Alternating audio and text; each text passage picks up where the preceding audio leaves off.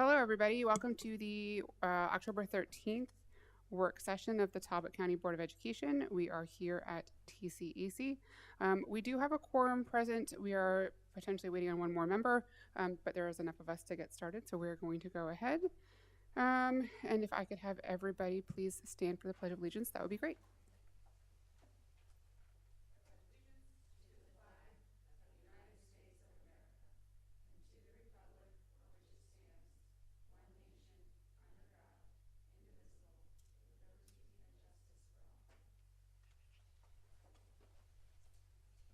Thank you. Do I have a motion to approve tonight's agenda?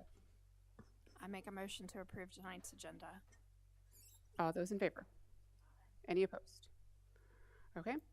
Do I have a motion to approve our work session minutes from the previous month, which is September 15th, 2025? I make a motion to approve the work session minutes from September. Second. All those in favor? Any opposed? Okay, we're going to start with our new business, and the first thing on the list is the swearing in of our new board members, Tyler Murphy of St. Michael's and Elmer Pineda. Yes. Is that right? Yes. Oh, awesome. Of Easton High School by Miss Kathleen Duval, who is the Clerk of Courts for Talbot County. So if you want to go ahead and walk up to the podium, and then you've got your whole binder of how this is done, so I will hand it over to you, Mrs. Duval.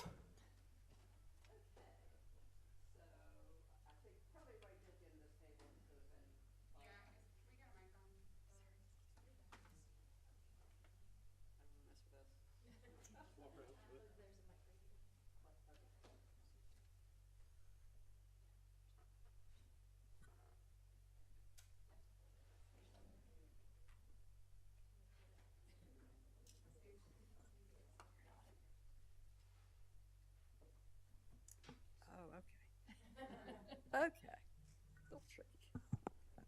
All right, is that better? Okay, if I could have whoever would like to be the first. You're going to come right up. Good job. This is going to be short and sweet. Alrighty. So I'll give you an oath, Okay. and then I'm going to have you sign our official test book. Okay. So,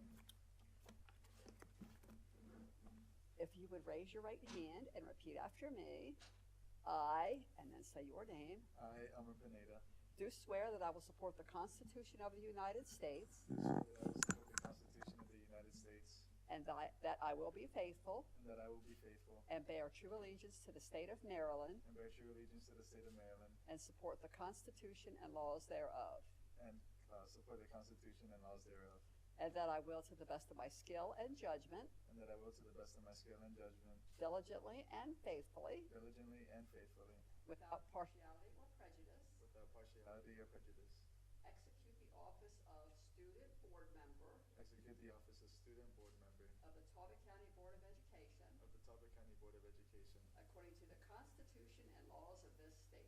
according to the Constitution and laws of this state. Fabulous. All right. Thank you so much.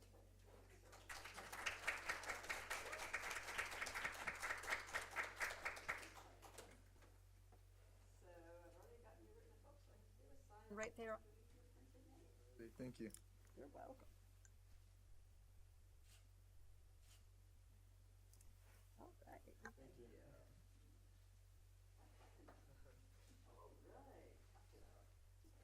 Your turn. At least you got to see somebody else do it before you do it. So if you would raise your right hand and repeat after me, I I, Tyler Murphy, do swear that I will support the Constitution of the United States do swear that I will support the Constitution of the United States and that I will be faithful and that I will be faithful and bear true allegiance to the state of Maryland and bear true allegiance to the state of Maryland and support the Constitution and laws thereof, and support the Constitution and laws thereof, and that I will, to the best of my skill and judgment, and that I will, to the best of my skill and judgment, diligently and faithfully, diligently and faithfully, without partiality or prejudice, without partiality or prejudice, execute the office of student board member execute the office of student board member of the Talbot County Board of Education of the Talbot County Board of Education according to the Constitution and laws of this state. according to the Constitution and laws of this state. Perfect. Thank you.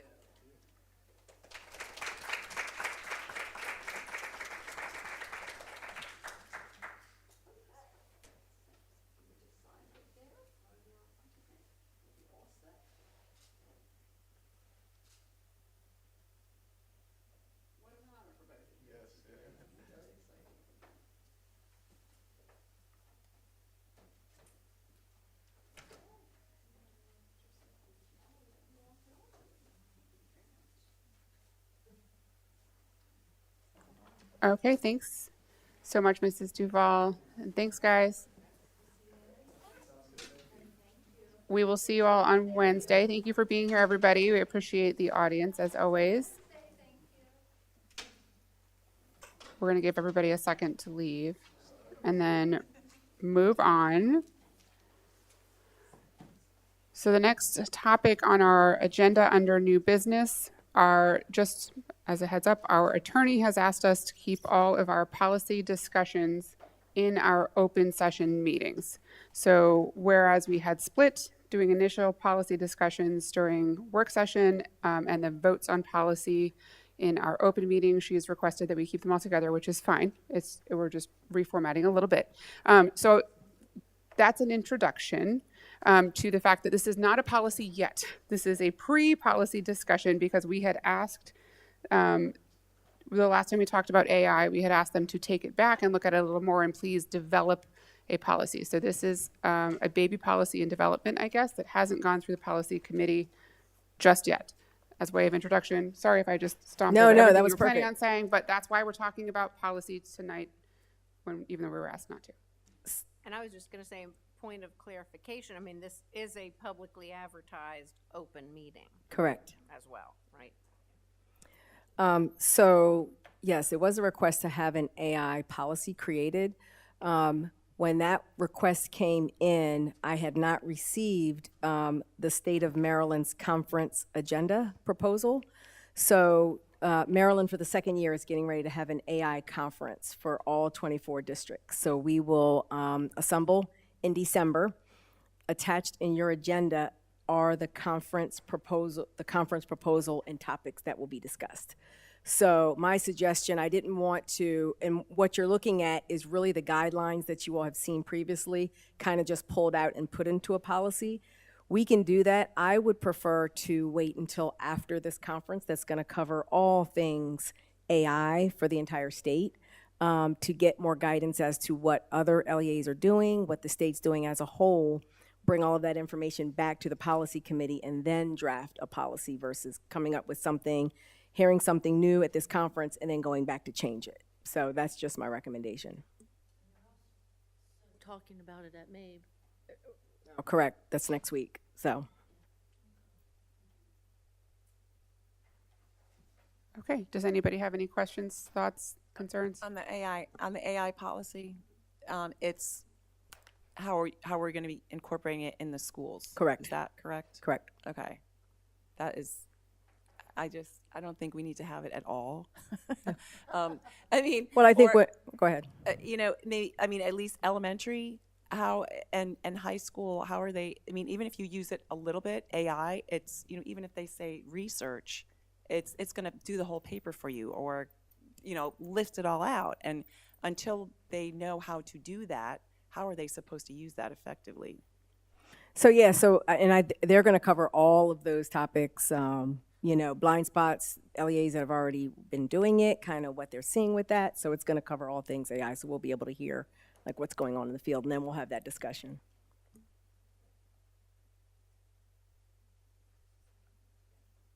So save those thoughts for. Yeah, to me, this is just the introduction of this like massive topic that I think we will be seeing over and over again until we come up with a policy that we are all comfortable with in this district. So stay tuned in this space, I guess. Next up, we have a discussion about minimum school funding with Mrs. Jones. Good evening. I wanted to bring this topic up at this meeting.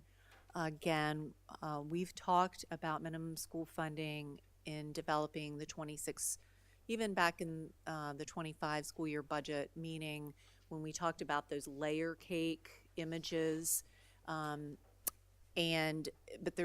we've basically been held harmless until now.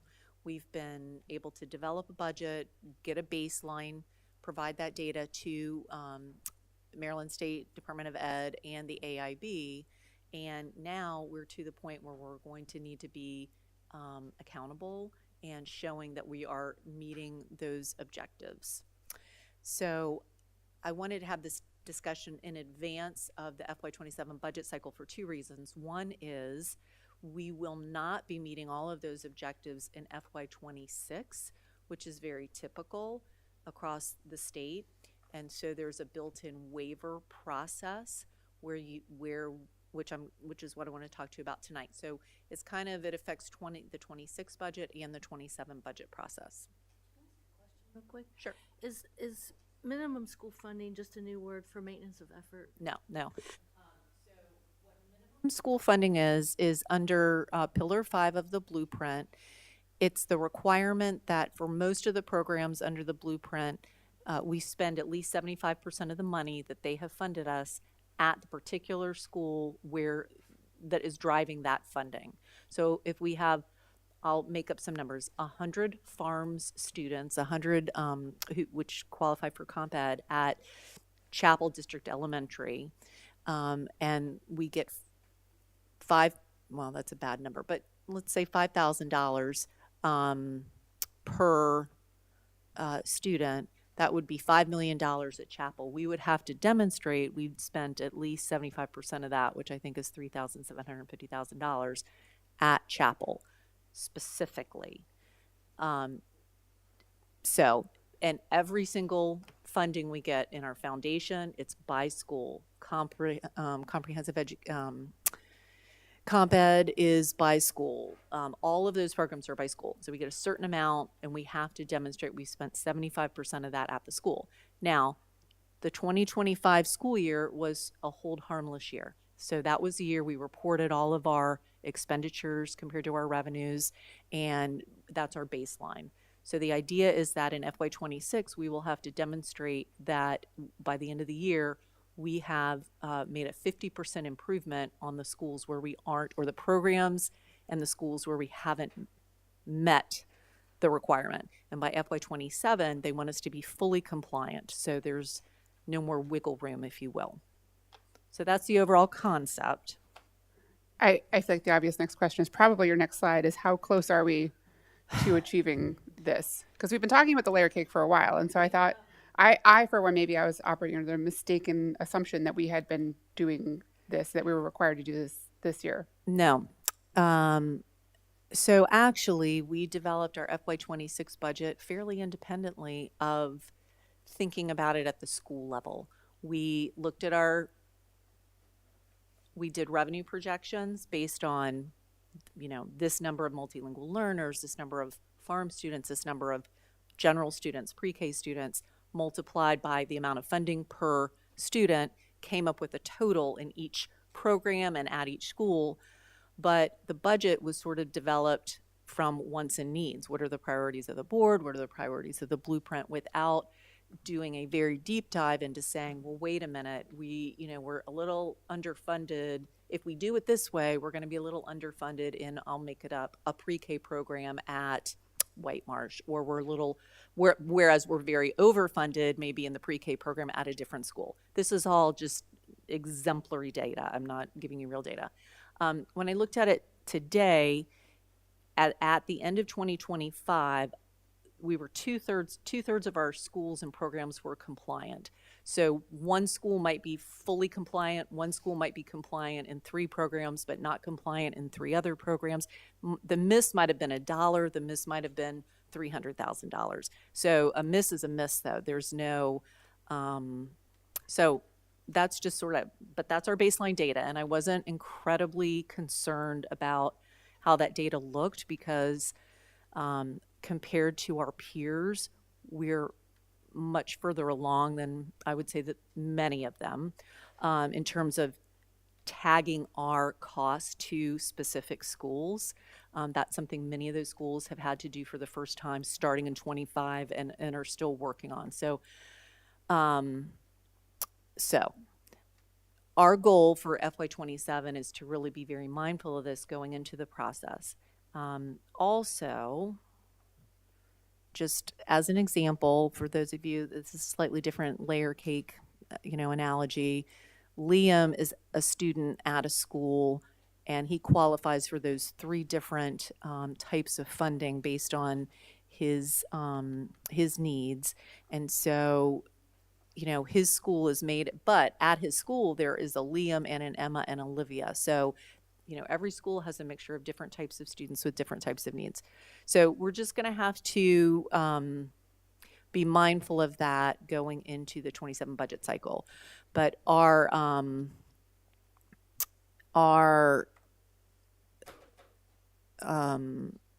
so the Kerwin Commission, we actually have a pre-meeting tomorrow with the AIB in preparation for a deep dive of all of our data at the end of this month. I think it's on the 30th, and it's a team from TCPS across teaching and learning and finance going through each of the 4 pillars, and it's a conversation that we're having with them. And so one of the things they'll focus on when we get to pillar 5 is how well are you planning? Do you think, where are you struggling? Where are you really having a hard time? For us, we're able across all programs to spend the requisite amount of money, but certain schools are overspending and certain are underspending. And it's sort of a product of the resources that we have had in place historically over time. So it's a question of, is there a different way to think about those resources? Have we really tagged all the right resources to the right programs? And that's what I'm going through right now. So I actually, right now, I'm going through our current year budget, and Dr. Horsey, Dr. Pepikai, Dr. Einhorn, and myself will be meeting on Friday. But in preparation for that, we've literally looked at every single staff member in every single building and tried to think about what is the staff person doing and what program do they fit in. Are they a foundation teacher, or are they providing some additional wraparound services? And they could be therefore tagged to a different program. So I feel like we've done a pretty decent job of it, but now we're fine tuning, and we're definitely finding some things where we can shift costs. So it's not an increase in cost, it's the same person. It's just a matter of, is this person being charged to this funding source versus that funding source? And it's all perfectly reasonable and, subject to interpretation. So I think we're fine. I'm working through with various department heads, making those changes so that we will be more in compliance, I guess is what I'm saying. I have 2 questions. I don't want to jump on anybody's toes if anybody else has other things to say. I have a question from a bookkeeping standpoint. Is there a certain person in each school that will be keeping track of this? Or is it completely you guys in finance? It's us in finance, yeah. It's a big accounting exercise. It's a really big accounting exercise. So I wonder, and sorry in advance to Tillman because I'm not coming for you, Tillman, but with the number of students that they have, does the amount of money that adds up to each student actually cover the cost it takes to run that school? Because if we have to align directly the funding to the student. Well, they do give us wiggle room, is what I will say. They recognize that, let's say $8,000 is the foundation amount. If $8,000 to educate a student in a building that's 45 years old versus $8,000 to educate a student in a brand new building, there may be different just facility cost, right? You may have a teaching staff at one school that's more seasoned and a teaching staff at a different school that's less seasoned and therefore on the lower steps of the pay scale. So they do give us the flexibility of saying, they're not saying you have to spend 100% of the money we give you at that particular school. They've given us this 25% flexibility. So they also understand that it's a process to get to full compliance. So the step that they've created in the meantime is a waiver process for us. So what we're doing right now is we're looking at every school, we're looking at every program, and trying to figure out where do we think we are not going to have made a 50% improvement over last year. Where are we going to struggle to do that in this current year? And we're going to ask for a waiver, and that will get us off the hook this year, but it doesn't get us off the hook for next year. So it makes us really think, well, wait a minute, I got a waiver this year for multilingual students at school A. What am I going to do differently for school A for next year because I won't have that flexibility. I think that's kind of my question. If there's only 100 students at Tillman and we're only receiving X amount of dollars total for all of those students, is that enough to run that school? Because the other funds that we have available have to be by law at the schools that they're tagged for because of the students that they're tagged for. Do we have enough under what we are supposed to do to keep a school like Tillman open? And is there accommodations for that? There's other small schools in the state, you know, who must be facing a similar sort of issue. I just, without seeing the exact numbers, you know, it's hard to. Struggles in, I think is struggling to meet in two areas, comp ed and multilingual learners, but not by huge dollar amounts. So we are, you know, we have enough funding to run the school. I guess that's really your question. I guess the long-term question is for that school, but really for any school is, are those resources best allocated there or to that program or in that manner? So those are the tough decisions the board's going to have to make. That actually does tie into my second question, or my second thought, really, and I would be curious what the board thinks about this, and that is, I brought this up, I don't know, a year ago, about the blueprint and about how a lot of the conversations that we have are along the lines of, oh, well, the blueprint says we have to do X, so we're going to tweak what we are doing so that it complies with that. It's not really what blueprint is saying, and that's kind of what I'm hearing you saying, is that there are some teachers in some programs that if we rewrite or say that they'll, and is that really changing our approach to meet the blueprint, or is that just tweaking some wording so that we're in compliance? And I think the two things are different. I agree with you to an extent, but I do, because the point of the blueprint was to do things differently. But what I would throw out as an example is I have a multilingual pre-K teacher. Where do I charge her? I could charge her 3 different places. You know what I mean? And there are a lot of examples like that. So it's not just, well, the point is we've added a lot of multilingual resources and we've added a lot of additional support. So that position may not have been in our budget 3 years ago. So do we need to continue to shift resources perhaps to programs or to schools? Probably, yeah. So yes, we do need to do some things differently. But being a rural school district, and you know, every district's a little different. So, And Yeah. next school year is the last year that we can apply for the waiver. Is that correct? I guess in 27 we might be able to. I guess we can apply for waivers. Now that I say that, I guess I really did misspeak. But the point is, by 27 they want us to be 100% compliant. So that's probably a higher, not 100% spending, but they want us to be fully compliant with that 75% spending is really what I'm trying to say. And so if you had an outlier school or an outlying issue, we cannot find the additional multilingual resources that we desperately need to deploy. We've been looking. We can show you that we're looking, but these are the roadblocks we have. I mean, I think there are legitimate reasons that you would still qualify for a waiver. Have figures on how close we are to meeting this, like by school, or do we not have a good grasp on that yet? I do know where we are off. So there were 8 schools times however many blueprint programs per school. It turned out to be 55 different data points. And we're fully compliant on 36 and non-compliant on 19. We're very close on some of those. We've taken some opportunities, and some of it is learning for me. For example, I went to a conference recently and with CFOs, and we were sharing ideas, and someone said, well, do you have any? And I said, yeah, we do. Well, I comp ed. So comp ed is meant additional support, right? Perfectly fine to charge them there. They said, well, we're charging tutoring, small group tutoring for kindergarten. I haven't thought to charge them there. At one school, I might need to charge them to comp ed at another school, I might need to charge them to TSI perfectly.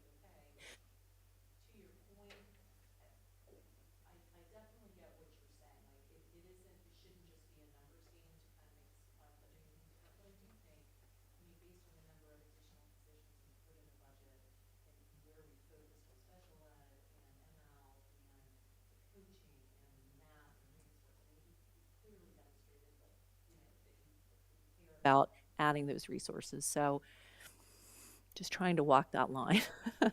Yes, back to what Ms. Jackson said, I'm assuming, you know, with the larger schools that this isn't as big of a lift, you know, because there's so many students at those schools. It's actually a bigger lift. Oh, is it? It Okay. is. It's really strange. The way they calculate, the way you prove that you're improving, is a very complicated calculation, and it goes back to you get credit if you meet the 75% spending threshold. You get credit for the number of students at that school. So where I'm really focusing attention is at a miss that we have at Easton Elementary and a miss that we have at Easton High School, because those are really, and for me not to be able to count, you know, 400 or 500 students that are in that particular Blueprint fund, that's a real big miss, and I need to correct that. So the unfortunate part of the way these formulas works is it does sort of incentivize you to focus your efforts on the bigger schools, at least for now. But at any rate, we're gonna continue to we're looking at the numbers now. We actually have a consultant through AIB. AIB actually gave us a grant. She's great, and she and I are working together to try and identify some, not apply for as many waivers. My issue with this is that some schools are going to charge to one thing, like you said, and not another. There's no consistency. So why is there no consistency? Now, I'm not saying it's our fault. I'm saying this is at a state level. Why was that not clear from the get-go? You know, when it comes to funding, and then you're up here, some places, some districts may not get state funds. Well, maybe if they had charged somebody in a different category, maybe they would have. So I don't like it. I don't think any of us like it. Do you have enough staffing to meet this? Because this is a huge project. It's a big lift for us this fall. I hear things like Baltimore, I don't remember if it was Baltimore County, Baltimore City, it doesn't matter. They were getting $3 billion, and we just needed an extra $1 million. I mean, I just have a real big problem with this. I think one of the things I'm trying to implement for this year's budget cycle, we'll see, because these waivers are my number one priority. Why are these waivers important? Why is meeting? Why does it matter? The state can withhold our funding for a particular program. If we don't meet it, we don't get a waiver, and we don't meet our goal or our improvement goal, the state can withhold our funding. So it's important to get it right. You had said we had, I think, 36 we were on track for? Okay. So as far as, are they setting a goal for you to meet more of those check boxes, or? So that's where we ended up FY25, just out of, I won't say out of sheer luck, but somewhat out of luck. When we allocated our resources last year and compared it to what our revenue minimum funding requirements were, we met them for 36. So we've got these 19.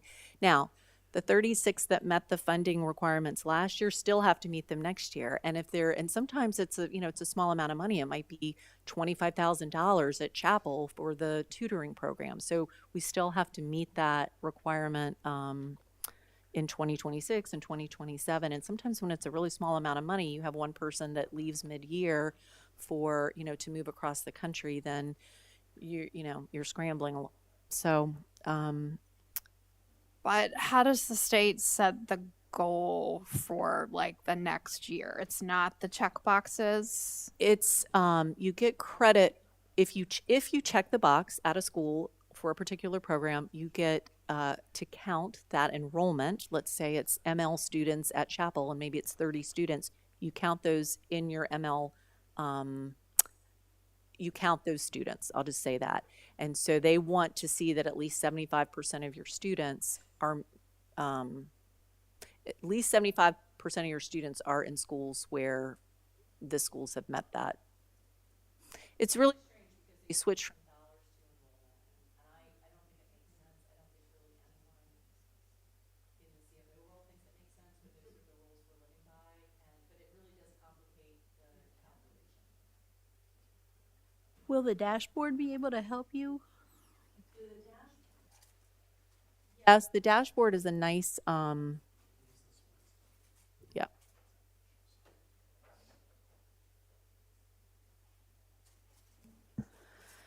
For those of you who don't know, the dashboard that Mrs. Bridges is referring to is available. I could have Faith send out the link to all of you, but it basically shows each one of these programs that I'm talking about, what our funding was for the year, therefore what 75% of that funding is, therefore how does our budget compare to that, and how do our expenses as the year goes by compare to that. We upload data to that every month. So, I mean, that's a very summarized version. Does it really give me the information we need to make the changes and the tweaks? No, but it's more of a visual and a reporting tool for you as board and for the public. I would like to echo what Ms. Whelan Cherry said, that this strikes me the most as a takeover of local control, and in the worst kind of way, because they're not telling us exactly what to do, but they know exactly what they want us to do. They're just not telling us what to do. So we're not getting equal funding. We're not getting equal type of positions. That, you know, it would be almost easier if they came in and said, you need to have this program for every kid, and we're going to give this program to every kid across the state, period, just blanket. But rather, they're saying, we're going to give you this bucket of funding, but if you don't spend it appropriately like we would want you to, we're actually going to take it back and you can't have it. But we're not going to tell you what we want you to spend it on, but you do need to spend it there, or we're going to take it back, because you do need to spend it there is in the other part of Blueprint. So it's like paying your taxes. The government knows how much you owe, but they're not going to tell you. But if you guess wrong, you go to jail. Right. So, well, and not just that, but keeping in mind that while we're doing it, you have a kid in fifth grade, and then when this is implemented, they're in ninth grade or 10th grade. So that doesn't, with the needs, you know what I'm saying? I'm just wondering.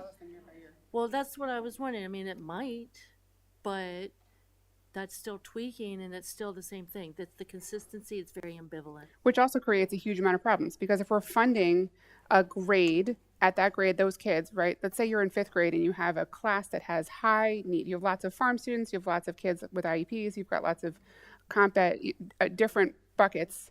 So you spin up all these programs to meet all these needs, because you have to meet those needs at that school. And now you're spending more money because you were required to. And then all of those kids move up to sixth grade. All of those programs that you've gone into all this trouble, all the staff, they have to go with them, because the money has to follow them. You can't leave it behind, right? Well, in theory, and actually that would be a better solution, but the actuality is the money gets funded to the elementary school. It stays at the elementary school the next year. The elementary school has to demonstrate that they've spent it, even though the need has now moved to the middle school. And of course, that happens from middle to high school as well. So, and it can go both ways. I mean, yeah, you're always funding based on the prior year. And it's always been that way. So I don't see that changing either.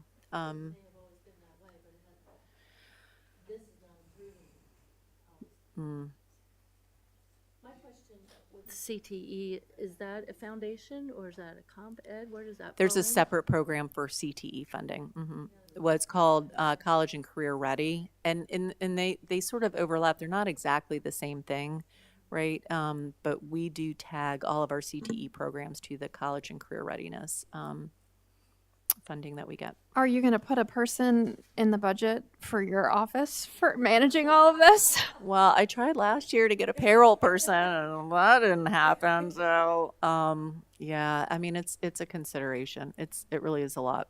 So, and honestly, like, my selfish wish is The struggle we have is we create our budget in Excel, which when I pulled all the 24 LEAs, 20 of the LEAs, and I mean big LEAs across the state, use Excel to do their budgeting. It's kind of alarming, really.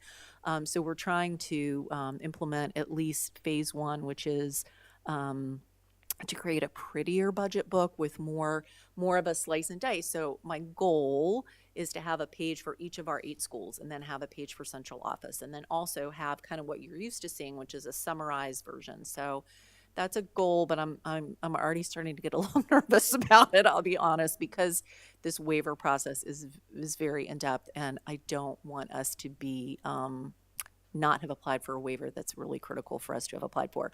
Interestingly, I assumed if we were going to miss on a program by $4, well, we should apply for a waiver. Or if it looked like we were going to make it, it looks if like our FY26 budget would indicate we're going to make it, but it's in a category where I know we typically have a lot of underspending, where we come in under budget. I mean, that's a problem too. Right now, they're comparing our budget to how we did last year, but ultimately we're going to get judged, if you will, on our actual expenditures. And so when we have underspending, you think, oh, that's great, but is it underspending in the right areas? So I don't know. It's a learning process, is really what I can say. So we need to be operating in the red then, to make them happy? Typical government. And I have to say, just talking to my counterparts up and down the state, we are fortunate to have Sarah, who's already been like foreseeing this, setting up the system like this, where other huge LEAs are trying to come up with a system to tag this, or even just hire a CFO, because some of them are in that predicament too. So I think we're very fortunate to have Sarah, who is there at the table asking the questions of the state and getting a lot of clarification. So I think we're going to go through this in depth at the next work session, and I'm sorry that it's going to be in one work session, and then we're going to need to vote on it on Wednesday night, but it's just kind of, we kind of have to. I think next year we'll be able to get to this information earlier in the year, and as we're developing the 27 budget, we'll know as we're developing it, look, we're really over budgeting here and we're under budgeting here, and we'll have to think about that as we're developing the budget. And we haven't done that in the past. We've just focused in on these big, $600,000 for materials of instruction. Well, where are those going? Does that make sense? And this is going to be a legislative priority with the state, just constantly talking about the foundation, the formula, and what the state is doing for all of the LEAs. Evidently, the state is giving us a little bit of a pass this year because this is a brand new process. They wanted there to be a fair amount of public engagement and us explaining this and, getting feedback. And I think they understand that there's time-wise, there's just not the ability to factor all that in. So I just wanted to, in the future, we'll be able to get a little more public engagement. Well, ask them if they will fund us, more people to do this, because we're just a small district. We don't have the hundreds and hundreds of people in finance like Baltimore does. Yeah. And this is terrible on you. Yeah. It's just not fair. If you want to, thank you. If you want to learn more, that very first link, and I think Faith provided that as a PDF to you, the AIB waiver policy, you could learn a little more by reading that. The other two are longer. So I would encourage you to take a minute to read that maybe before our next board meeting if you haven't already had an opportunity. Okay. Anybody else? Thank you, Mrs. Jones. The last item on our list tonight, and by far the biggest, is a presentation on student discipline and an explanation led by Mrs. Spurrier, and she looks like she has handouts. Yeah, and while she's passing this out, just setting the stage, we had a smaller version of this, and some of the board members weren't part of the board, but we had a smaller version of this December 9th of last year. We have included data. And I also want to preface because we've heard and we've had just different conversations with the state of Maryland You're going to hear the COMARs. You're going to hear what we can and cannot do. But I just kind of want us to make sure that in our conversations, we're kind of assessing everything. We have ebbs and flows of students. We're public education, so we meet students where they are as they are. And so we have cohorts that will move through the system. Some of us have kids who are in the schools, see stuff, hear stuff. So I just kind of want to preface and set the stage about this presentation, and that we don't get swept up in things we hear, we see out there in the district, and kind of look at what we're doing, the data, and what we can continue to do to improve.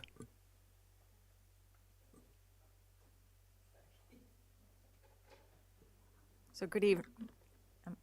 Is this working? Okay. Good evening, board members, President Jackson, Dr. Papakai.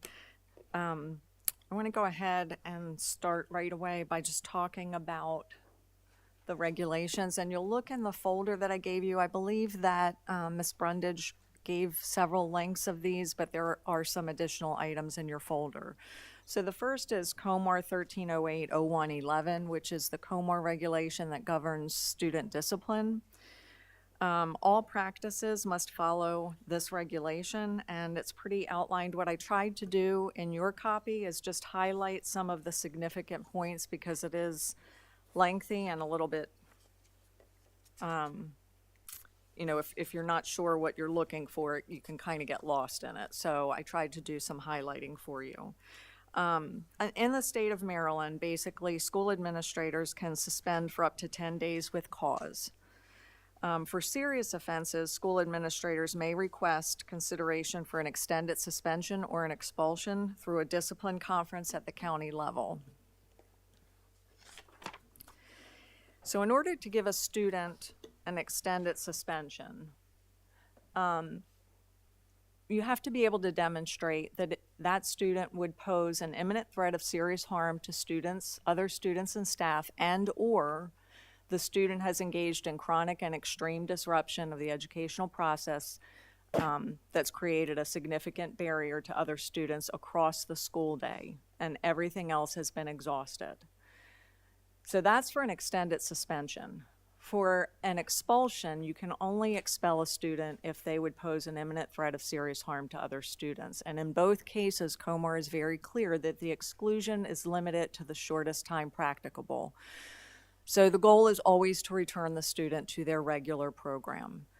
I do want to say that imminent threat of serious harm is a very high standard. It's a forward-looking standard. So in other words, I have to be able to prove, to demonstrate that moving forward, if that student were to return, they would continue to pose an imminent threat of serious harm to other students and staff. It is a very difficult standard to meet. I was going to say, can you speak more about that burden of proof? Is it if they've attacked another student, if they've attacked a staff member, I'm assuming it's beyond just verbal threats. Can you speak more about that burden of proof? So again, it's a forward looking, right? And so you can look somewhat at the history, but it cannot be based solely on the incident that happened and the student's history. There has to be some indication that they're going to do it again if I let them return before the suspension is over. If you're not basing it on the history or what just immediately happened, what are we basing it on? Continued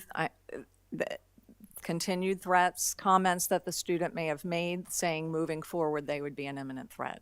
It is a very difficult standard to meet. So I have a question, Darlene. This is just for my curiosity. This imminent threat statement, was this based on, I don't know if you know the history of this, something must have happened for this language of this imminent threat? Because I know we've talked about, how do you prove that?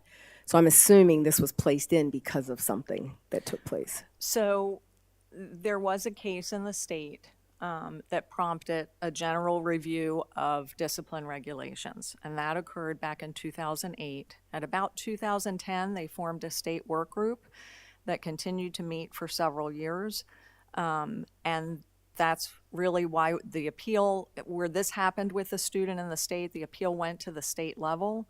And it was found that the student was inappropriately expelled, and we, in the state's mind, it was, well, if this is happening in this county, it must be happening everywhere. So it was a sweeping change of the discipline regs that went into effect. It was passed in 2014, and it went into effect that following year. I don't know that it was necessarily a violent offense, but it was just a sweeping change of discipline regs in general because they found that a student had been inappropriately expelled. Do they have a definition of imminent threat? Again, it's basically what I've explained. It's forward. It's a forward prediction that that student would be an imminent threat should they return. Okay, so So- go ahead. Is any of this based on the current Maryland juvenile law? No, this has been in effect since 2015, school year 2015. Inter- No. So some verbal threats, because this we know happens, really serious verbal threats to students that even results in moving schools, where these students do feel threatened at our campuses. I would think the principals could, I mean, it seems kind of open, actually, now that we're talking about it. It's like the principals could say, yes, moving forward, this is an imminent threat. It seems, but it's not that easy. I mean, it seems like the case could be made. I think given circumstances of any instance, you can make a case, right? The question is, can you make a case that rises legally to that standard? And I will tell you that that's very difficult to do. without A crystal ball. implications from the community. Threat to the job, threat to them, so forth.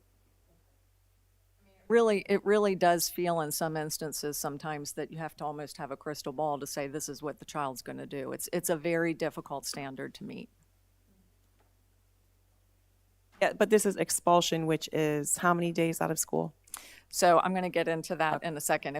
I'll go on. If you have questions, certainly feel free to just ask them. So the disciplinary responses are guided by our code of conduct. And I want to also speak to that because the code of conduct is an older policy in AR. Our code of conduct is modeled after the state model code of conduct, and we have basically been, when that came about, we were expected and we are expected to follow the basic guidelines of the state code of conduct. It is currently under revision, but keep in mind that that's code of conduct, it's not COMAR. So they're not talking about fundamentally changing anything in COMAR, it's simply revising the code of conduct, which I put in that's the second item in your packet. And then just the basic parts of the code of conduct.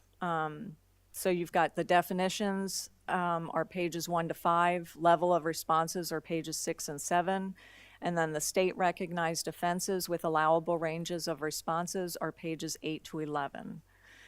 There are special guidance, so there are some exceptions to this. The first one is the firearms, the Gun-Free Schools Act. So that is the only zero tolerance policy that's permitted under Maryland law. We are not permitted to use zero tolerance. An exception is the Gun-Free Schools Act because that is a federal law. And so if a student brings a firearm onto school property and it's not a look-alike, it's not an airsoft gun, it is a firearm under federal definition, they must be suspended under federal law for a minimum of 1 full school year. Not suspended, expelled, I'm sorry, for a minimum of 1 full school year.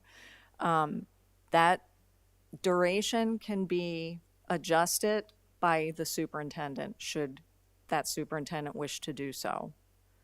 So that is the only zero tolerance we have. The other special guidance involves pre-K to 2 suspensions. Students in grades pre-K through 2 can be suspended, but several things have to happen prior to a suspension, and they need to meet that imminent threat standard.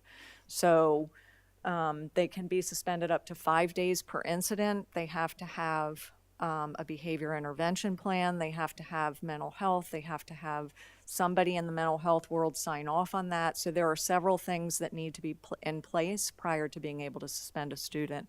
And you have to be able to demonstrate that you couldn't mitigate that safety concern any other way than by putting them out of the school. And so, Mrs. O'Connor, to answer your question,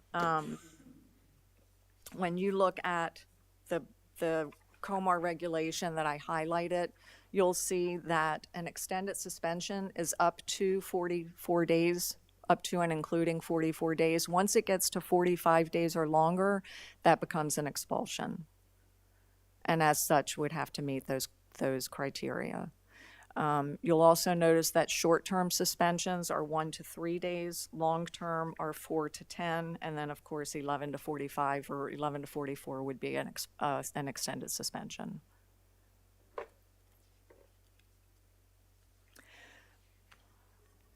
As a hypothetical, what about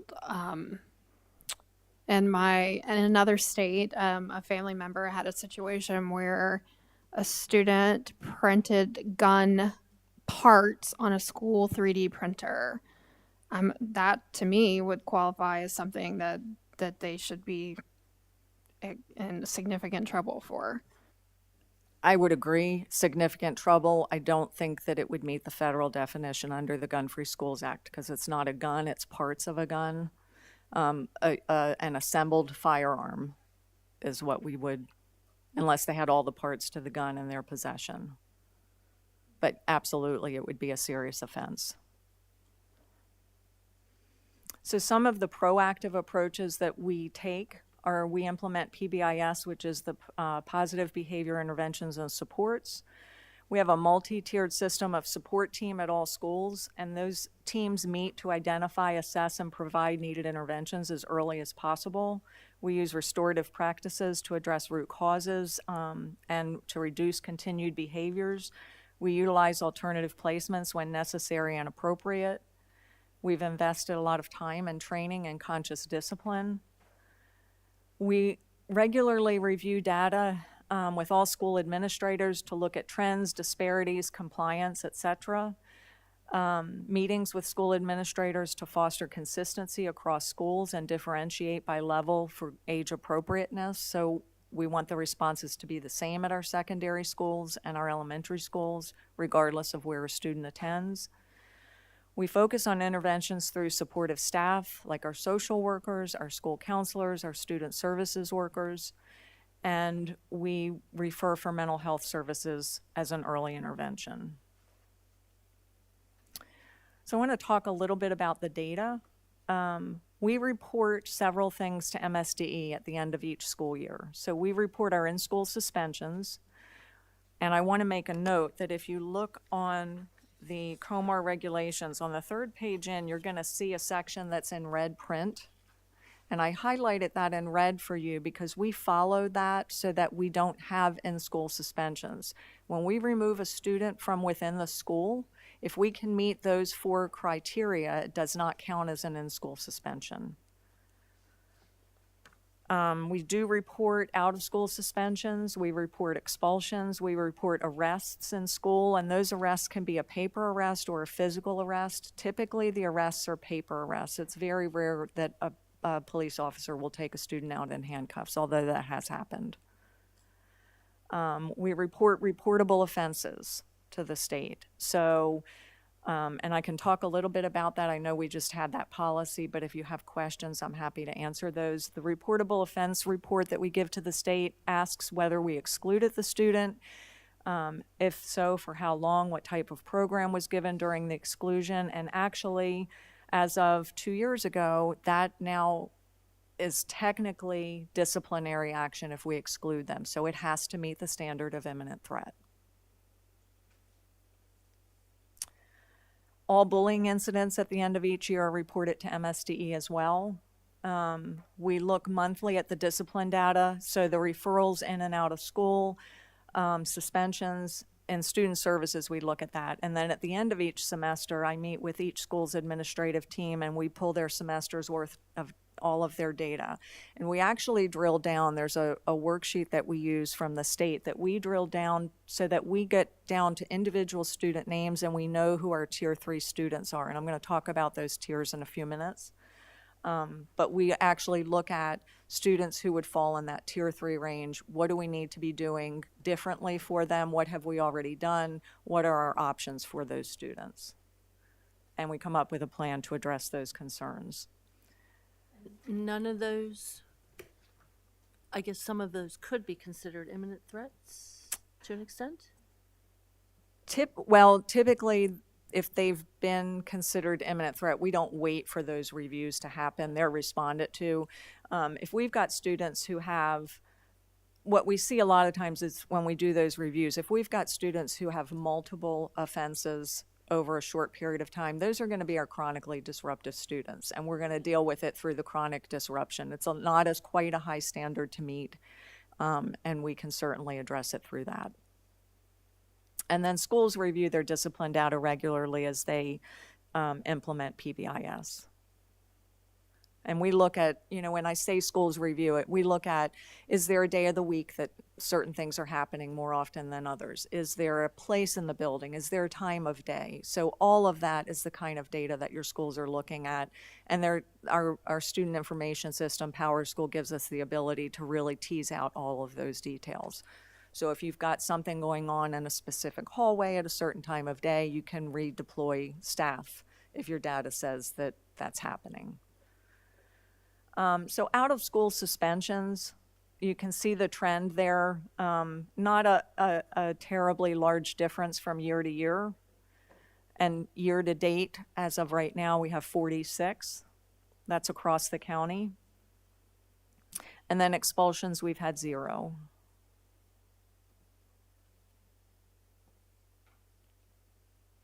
Arrests, and these are the arrests that happen in school, typically by our SRO. You'll see that they've gone down each year, and year to date we have 2. Reportable offenses, interestingly, had a spike as I was doing the report for the state this year. We had a lot of kids this year. These are offenses that are committed in the community, and they fall under the definition of reportable offense. There's a whole list of offenses that qualify for that. If a student commits a reportable offense in the community, and these are only offenses that happen off school grounds, so if a student even attends Easton High and does something on Easton Middle's campus, that's not a reportable offense. It has to happen completely off of TCPS property. So let's say they do something in the Walmart parking lot.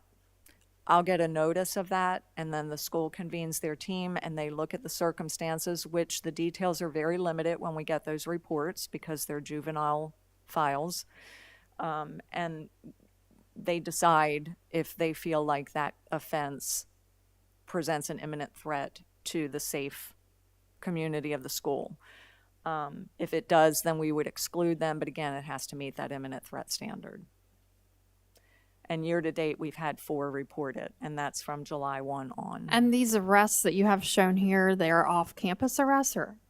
The arrests are the arrests on campus. So those are typically done by our SROs. Those are like a fight where the students might be charged with second-degree assault. But if it happens on any TCPS property, it is not a reportable offense. Reportable offenses are only things that happen off school property. And the law was written so that we have the flexibility to address a safety concern if a student does something completely out of our control in the community.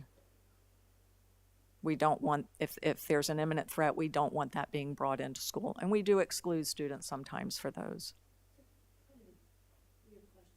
If a student has been arrested, are they expelled? What's the?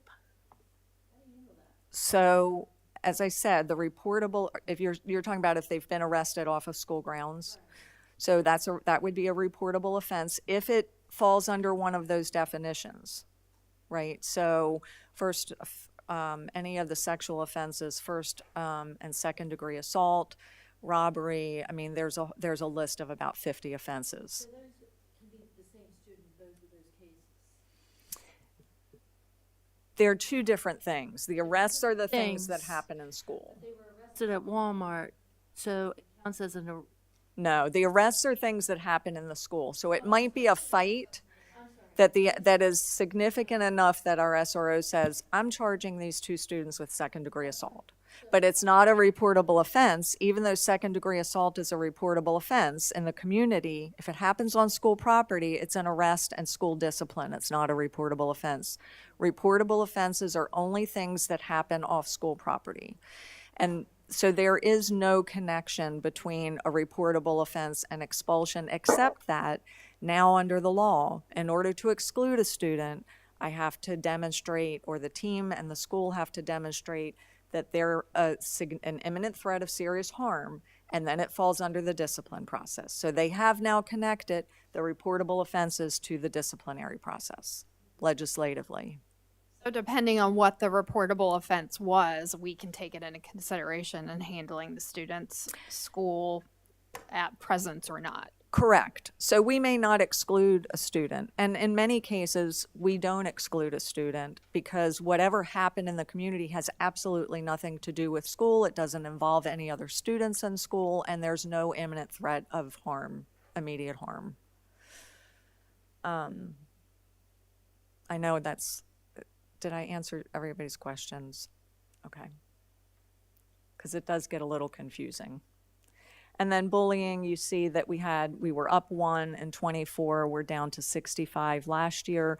I do not have the number for this year because I ask schools to keep those in the building until June 30th so that they can look back on them if there becomes a trend with any particular student. So for the bullying, is this like bullying reports that were filed by other students or parents, or bullying that was recognized within the school by a teacher or an administrator?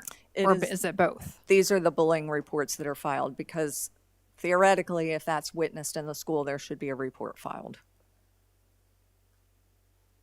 Can I ask a quick question about bullying? I know for a while there was both an understanding in the community and kind of a prevailing attitude, I would say, of don't fill out the report. If you fill out the report, it gets reported. It reports, negatively on us. We're going to follow through on it anyway. Don't fill that out. Can you talk about where we are with that now? Are we trying to change the culture around fill out the paperwork? Because if anybody has ever asked me about it, it's the first thing I say is fill out that paperwork. Yes, and I encourage the same when parents call. I believe I did even talk about this at leadership this summer to make sure that that's not the mentality. That's not anything we've wanted at all in the past. So I have asked that they certainly encourage. I had a meeting today and the comment was made and I said, please fill out a form. So we don't ever want to discourage a family or a student from filling that out. I just want to reiterate, we don't, even if it doubles our numbers, even if Correct. it looks bad, because that's accurate, helpful data for us to Correct. address our approach. And even if it looks bad, we want to know about it. We want to talk about it. We want to see it. Well, we don't ever want a student sitting in silence and not feeling like they can report something. Absolutely. We want that reported. I mean, these are numbers that I'm presenting, but these numbers represent students, right? And so we don't want students sitting in silence if there's something going on. So can I ask, if a student does file a bullying report, what happens with the student who is doing the bullying? How is that handled? I'm assuming it's different degrees depending on what has happened during the bullying, if it's just been verbal or what exactly has gone on. But I guess I was just curious how that is handled if the bullier is reported. Right. And so our bullying policy is pretty explicit with its timeline and what is to be done and the follow-up that's to be done by the administrator. But if you also look at your code of conduct, which is the third document in there, there is harassment and bullying. And I apologize, there's not page numbers on the bottom. It's the second to the last page. But there is bullying and harassment as a state-recognized disciplinary offense code and a range of consequences for that. So as with anything else, the administrator is going to conduct an investigation. They're going to talk with the students. They're going to come to a determination of what happened. The challenge with bullying, and this is sort of across the board with any discipline that involves multiple students, but particularly the challenge with bullying, because if I'm a student and I report bullying, I want something done, right? I'm not going to always, in fact, I'm not going to know what happens to that other student, because a FERPA, the administrator is not going to be able to say, hey, I don't want you to worry, we suspended that student for 3 days. That's not going to happen, because legally we can't do that. And so oftentimes that student who's been bullied is feeling like, well, he's not in school today, but what is that, like, was he suspended? What happened? Oh, nothing must have happened. When in fact, there have probably been many conversations, many things that have happened, and the student may or may not have been suspended, but we're not going to share that with the student who was bullied. What we are going to do is we're going to pull that student in who's been bullied and follow up with them and make sure that they understand, you know, we're addressing the concern, and if you experience anything again, please come back and let me know. Is it kept confidential, meaning if a person fills out a bullying report and then you're talking to the person who did the bullying, I'm assuming you don't say, oh, well, Jimmy reported that you bullied him, Jonathan, you know? Our administrators are pretty good about saying, you know, we understand this has been going on, tell me what's happening. But they're also made aware that if there is retaliation, there are consequences for that as well.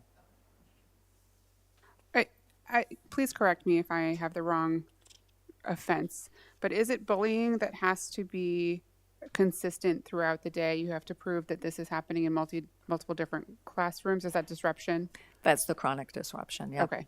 And bullying doesn't necessarily have to be a repeated thing to be bullying anymore. So a one-time altercation where a student feels threatened or like they're in danger or like they're being bullied. It could be, given the circumstances after the Depending investigation, on it could be, yeah. the degree or what was said or what was done. Mhm. Okay.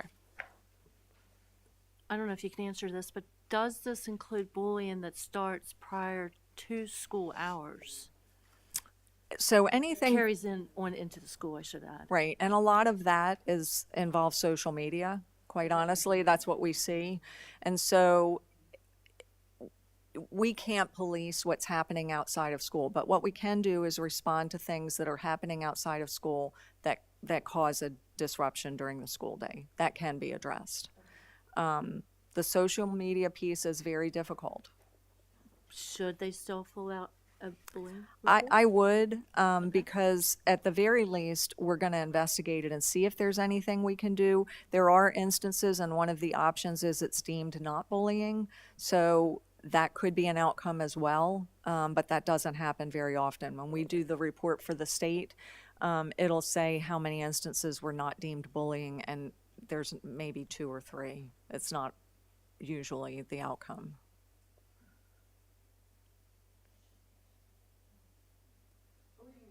Bullying, I feel like, is a tough word because people of our age, like, subjective. you think, you know, in your head, you see the picture of the bully, like, you know, in your face, I'm going to steal your lunch money, you know, like, and it is so not that.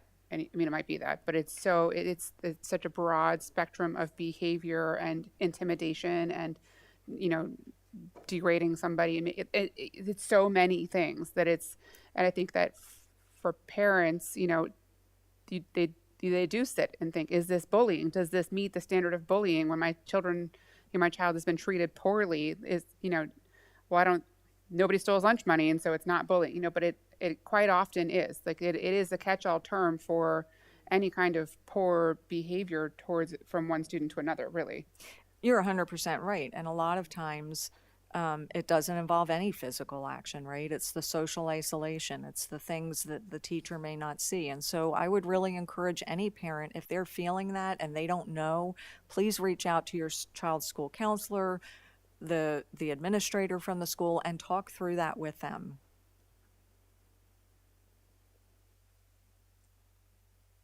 So one of the things I thought you might be interested in is how do we compare to other counties on the shore? And I could have listed every county in the state of Maryland. I tried to look at just other counties close to us. So you'll see Caroline County, Dorchester County, Kent County, Queen Anne's County, Somerset County, and then Talbot. I didn't go to Worcester and Wacomico because they're just bigger. So if you look at that, you'll see that we're kind of right in the middle of Queen Anne's, Caroline, and Talbot. We're on the lower end. And then you get into Dorchester, Kent, and Somerset, and they're a little bit higher rate. And these are the percentages of students who are suspended and expelled by county. And you'll see school year 23, so that's the 22-23 school year, and then school year 24, which is the 23-24 school year. I have a question, Darlene. So, and we're coming upon the first quarter, so I know all of this is gonna be talked about with the first quarter across all of our buildings and all the data points. But my question is, when it has to roll up to the state, do they have thresholds or like warning signs or red flags where they say, ooh, Talbot, this is, you're approaching, or? Yeah, there are no thresholds at the state level. What the state did do, I guess it was 18-19 was the first year that we did our disproportionality, our schools identified as disproportionate, and then COVID hit. And then we didn't do it for a while, and we are now back. This will be the first year we're going to be held harmless for that, but they will flag for disproportionate disciplinary practices. And what they're looking at are the racial subgroups and special ed, and they're determining, are we suspending those students at higher rates? Why? And what things can we put in place to address that disparity? So that is the one threshold that we're back to measuring now. Are they going to give us money for that? No. Of course not. Student services, I have to say, the student services is the one place in all of education that we get unfunded mandates all the time. There is no money, So can you explain that a little more? So, when we look at our data, right, we know that we've got disproportionate suspension rates for different subgroups, particularly Black African American males. And that's true across the state, and I would venture probably across the country. So that's a subgroup that we need to look at closely and do some work. There's nothing. There's no state mandate on number of suspensions. Like, if we jumped up and we had 20, they wouldn't be like, why No. do you have 20? No, absolutely not. It's an attempt for us to be looking at our practices and make sure that we are being equitable in how we're imposing discipline. So isn't it just a matter of who's breaking the rules and who's not? Why are, Well, this would make me think that teachers or admin are going to come back and are they true and accurate? Well, I think theoretically, the bigger question is if you have two students in two different subgroups, be they race or special ed, are we responding differently to students who have the same offense? Is that happening? And if it is, we need to be looking at that. I just hope we are not disciplining students, because it looks like we are disciplining more of the Black, or underserved.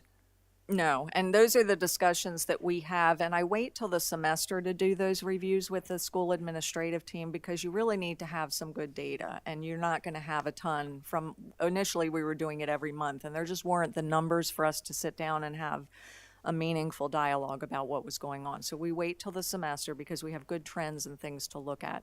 And the discussions really become, who are the students, and then really start to look at what's going on with them. And we need to be paying attention and asking some tough questions. Are we being equitable in our imposition of discipline, right? Are we treating students in a similar fashion? Are we allowing for differences? And those are the kind of discussions that we have when we start to look at disproportionality. And that was the state's original intent with this. It's not about not suspending students because they belong to a certain subgroup.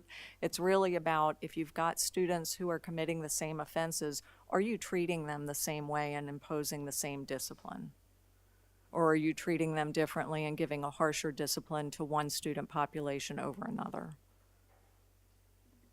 With the bullying, I know we've been pretty blessed in this county. Do they have interventions when it comes to suicide?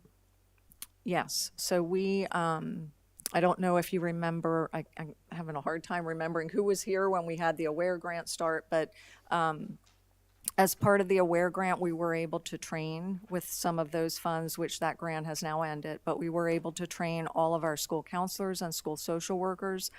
And every class, every student in classes grades 3 through 12 get a yellow ribbon lesson. They get a yellow ribbon card, and they're made aware of that program. And I was notified last week that we had a student, I believe it was a student at one of our grade levels who used their yellow ribbon card. So it definitely is something that our students, we have T-shirts for them. We make sure that we get that word out as much as possible.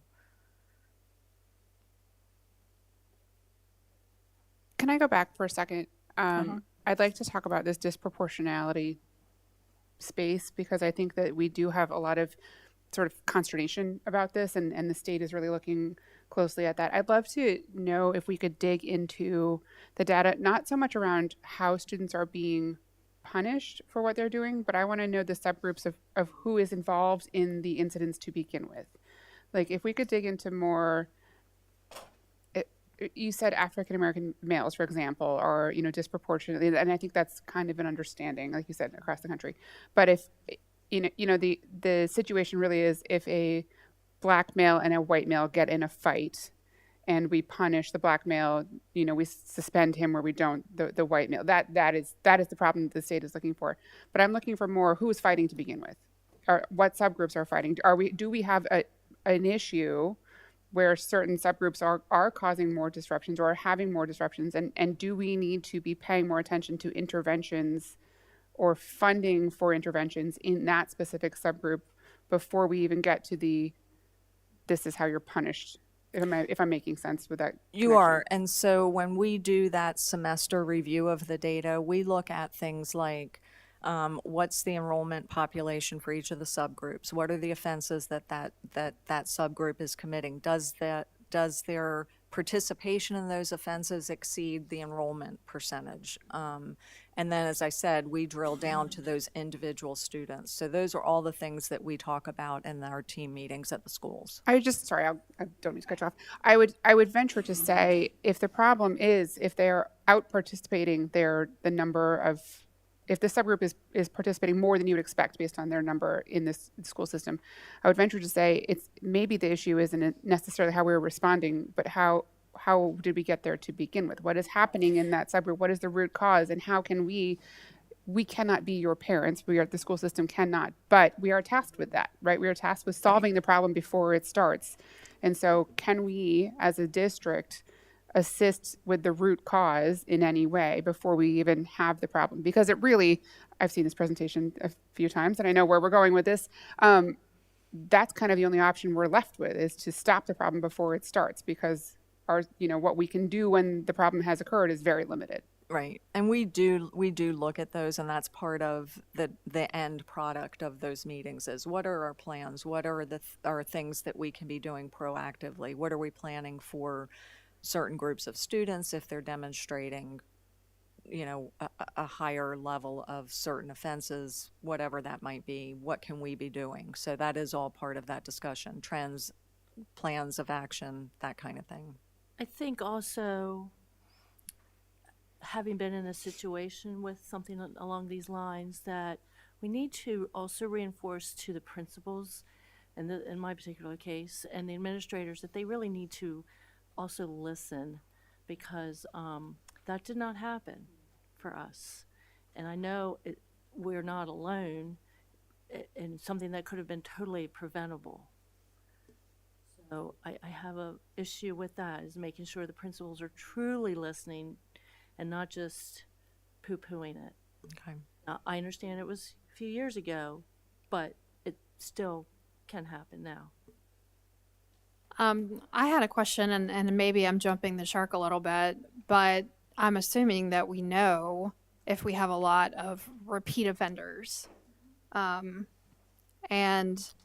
if we do have certain numbers of repeat offenders, I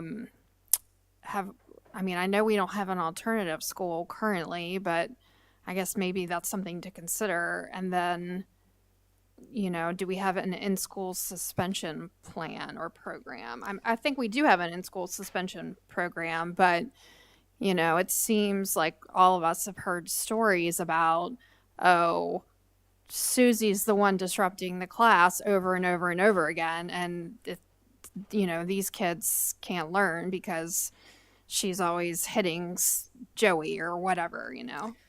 So that's a perfect segue, thank you, because that's the next part of this. So let me know if I don't answer. So we do have a continuum of alternative programming. We have something called Checkmate In, which is basically in-school intervention. And if you look at the discipline regs in COMAR that I gave you a copy of, those red highlighted things, that's what makes up in-school intervention rather than in-school suspension. So it's in your packet, and it's the document that had all the highlights on it. It's in red on page 3. Yep. So we have Checkmate In rooms, and those, and I'm going to talk about those specifically and where they are in a minute. But that's our in-school intervention room. Then we have ALA 1, which is our alternative learning, and those are in schools, and I'll talk about those in a minute. And then we have our ALA 2, and that is here at the board. But I think it's really important for you to look at the next comment, because this is critical. Any removal of a student from their regular program, and if you look in COMAR, regular program is wording that is riddled throughout that, right? So any removal of a student from their regular program for behavioral issues and without parent consent constitutes disciplinary action, and as such is subject to all COMAR regulations. So I cannot force a student into an alternative placement. If I do, that's considered an extended suspension or an expulsion, and therefore needs to meet those standards. So I'm going to talk a little bit about what that looks like for us, because I think the thought is we can just send students to an alternative program, and you can't do that without parent consent. You can, but then you go through the discipline process, and then it's subject to all those rules, right? It's much better if we work with the family and we get the student to understand the importance and the benefit of that and the parent, the benefit of that alternative placement. So let me talk a little bit about that. So pathways to the student placement in the alternative program.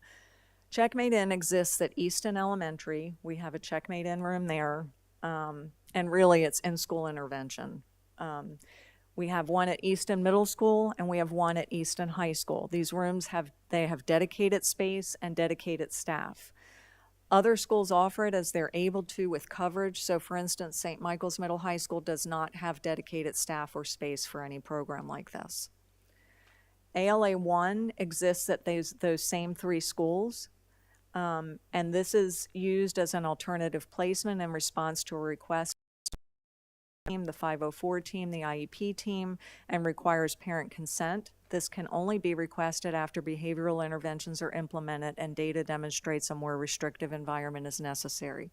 So the thing that is important to understand is that when you remove a student from their regular program, you're removing their access to direct teaching from their teachers.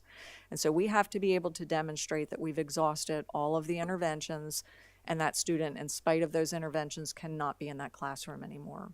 If the parent consents to it, then that team, and the team works with the parents. They have the parent come in, we meet with them. It may be multiple times that we meet with them, and we talk to them about the fact that the student really is in need of something more restrictive. We can work on behaviors. The goal is always for students to return to their regular program if possible, but we can work on those things with them, and it is in their benefit to attend. And I would say 85 to 90% of the time we'll get a parent to agree, because here's the alternative. Your child's going to keep being suspended. And so that's really the only leverage we have. If I were to force them into a program, that then becomes a suspension. A question about that. If you are in ALA 1 at Easton High School, for example, do your classes start and end at the same time? Are you passing in the hallways with your peer group, or are you removed completely from the school day? So it depends. We have students who go into, and here's the beauty of the ALA 1 programs in the schools. We can remove a student, and it depends. If they're in their full day, they start their day, they end their day the same time as other students, but they're not passing students in the hallway. They're not eating lunch in the lunchroom. However, when a student demonstrates some success, we can build on that success, and we can start doing a hybrid schedule where we might let them go out for one class, see how they do, and then build on that. If they go out for one class and it's not working, we can pull them back in. So having the program in the schools is really very beneficial, and it's been pretty successful with a lot of students because we have that ability to move, right, and to pivot as we need to with a student and what they're demonstrating. So it's a long answer to a short question. It just depends on the circumstances and where the student is in their progress in that program. Do you need the parental consent to go into the ALA room or the checkmate room? Or is it, where are those? Go back to that one slide. If it's disciplinary action, no. But if it's an alternative placement, so disciplinary action, and I guess that's probably the better definition to make sure we're all operating from. If it's disciplinary action, you go back to those regulations, right? 1 to 3 days short term, 4 to 10 long term, more than 10 to 44, extend it, 45 or longer expulsion, right? That's your disciplinary action. There is a real end time to that. Whether a student makes progress or not. If we're talking about an alternative placement, though, that can be much more flexible because the parent's agreeing with us and we're saying they're making progress. They can get into this classroom, they can make progress, or they can't, and we're going to work with them until they're ready to go back. But the goal is always for that student to go back. We don't put students in alternative programming and say you're there forever. So the Checkmate In and the ALA 1, those are both at the schools. And the ALA 2 is here. Correct. And Checkmate In and ALA 1 are basically one room that Oh, I was serves gonna two ask- purposes. Okay, I didn't know if there were two different Because rooms. we don't have space and staff, so. And are those certified teachers in there that can teach, or are they aides? They have access to their teachers come in and check on them, but it is not a certified staff person who runs that room. I would like to look into getting certified staff in there. I know we could find staff that would take that room over and actually be able to teach, because I know that's the big problem, that students go in there and they're behind, they're already behind. But I mean, so that would be for Johnny is constantly disrupting the class. Is that a place for the teachers to send them so the rest of the class can continue on? I mean, I know we talk a lot about discipline and it's a problem, but when you look at it, it's really what, 5%? I mean, we're looking, it's not that, it's the minority of students. So just as a clarifying point, teachers cannot send them to that room because they have to go through the disciplinary process, right? If they're being forced to go into that room as a Checkmate In student for the day, or they got 2 days of Checkmate In, or whatever it might be, they have to go through the disciplinary process because that's a forced placement.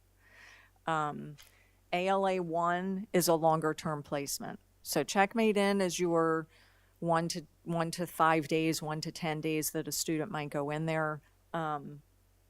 ALA 1 and 2 are longer term alternative placements. And I'm gonna talk about the pathways again a little bit because I think it might answer some of your questions. And I also, for whatever it's worth, just came up with some ideas for you to consider if you want to do anything different.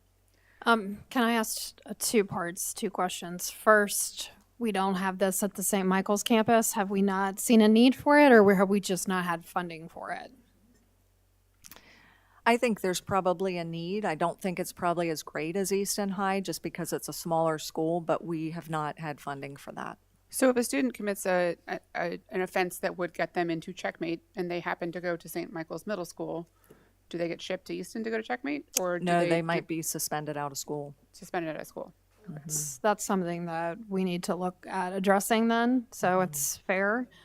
And then my other question is, we obviously know that a lot of these behaviors are students that have mental health needs. And, it seems like we always struggle to have enough therapists. I know we have the school counselors and I know we have the social workers, but certified therapists seem harder to come by. And I guess I'm just wondering if therapist is part of some of these like ALA 1 programs. I'm going to talk about that in a minute too. But yes, I agree with you. Therapists, certified therapists are hard to come by. However, I did check with Dr. Schmidt today, and we only have out of all of our providers one that has a wait list. So we are, I think, doing a good job of partnering and getting services into the school. Here's the reality though, and you know this from just watching the news or your own children, we're never going to have enough mental health supports. But I think we are doing a pretty good job of doing what we can in this community. And we've got, like I said, just one agency with a wait list at this point. So that's pretty good. So more pathways, just so you can fully understand how students might end up. So ALA 2, that's located here at TCEC. And students can enter that through a variety of ways. So they could come as a result of a disciplinary conference. Again, remember that extended suspension and that expulsion.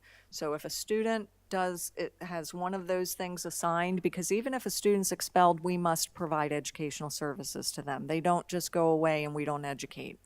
So they may end up in ALA2. It really is very heavily dependent on the circumstances surrounding what got them into trouble, right? And we do have a certified teacher in that program and an instructional assistant. They could apply. The schools can apply. So if we have a student who's in ALA 1 and really struggling or won't stay in that room, then the school can apply through MTSS process, 504 or IEP if those are teams that the student has that plan for, and they show data that all other interventions have not been effective in mitigating behaviors, and then we would move on. Again, that continuum. They might go from ALA 1 to ALA 2, because at each step you're restricting their access even more, and so at each step we need to be able to clearly demonstrate that what we've done, in spite of everything we've done, is not working. And then students in need of a removal for a reportable offense. Sometimes if we feel like whatever happened in the community might involve another student at the school, but we can probably manage them and they're not necessarily that imminent threat, we could remove them to the alternative program out here just so that the students are separated. Students returning after a prolonged placement in a DJS facility. So if we have a student that DJS has placed and that student's been out of school for a year, which is not unusual sometimes, we might transition them back to their regular program through ALA 2, then to ALA 1, and then slowly let them do a hybrid schedule out until they're kind of back in the comfort zone and we feel like they can be successful. Or they can do a request to the superintendent for attendance in an alternative program as a way to work with parents to address ongoing chronic issues with the student's regular program. May sometimes be in lieu of an extended suspension. So they come for a discipline conference. The school's asked for an extended suspension. I believe, as Dr. Pepakai's designee, that that's appropriate. I'll discuss that with her, and then we offer them ALA 2 in lieu of that, because the alternative is they're sitting at home. And as you know, that's usually never good, and they are coming back, and when they come back, if they've been sitting at home for 44 days, that's not going to be good. So we try to keep students engaged using that ALA 2 when we can. Just some general notes. So just to give you a sense, and this is where I'd like you, if you would please, to just look at that last page in your packet, because this is where the data comes into play a little bit. If you look at the second and third category, the tier 3 students. So when we talk about MTSS, we talk about students fitting into one of 3 categories. And the first is tier 1, which 80 to 85% of the students are going to respond to. Those are things, all students are in tier 1. So your PBIS, your restorative practices, all of those things that we offer to all students. Students who don't respond to that then move up to the next tier, which are some more intense interventions. And then the tier 3 are the students that we're talking about. As you said, Mrs. O'Connor, the ones that are chronic, that disrupt the learning. So when you look, and that's usually your 1 to 5%. So when you look at the very bottom of that page, you'll see middle school and high school. And I want you to look at the numbers there, because what I did is I pulled the data from last year and from this year.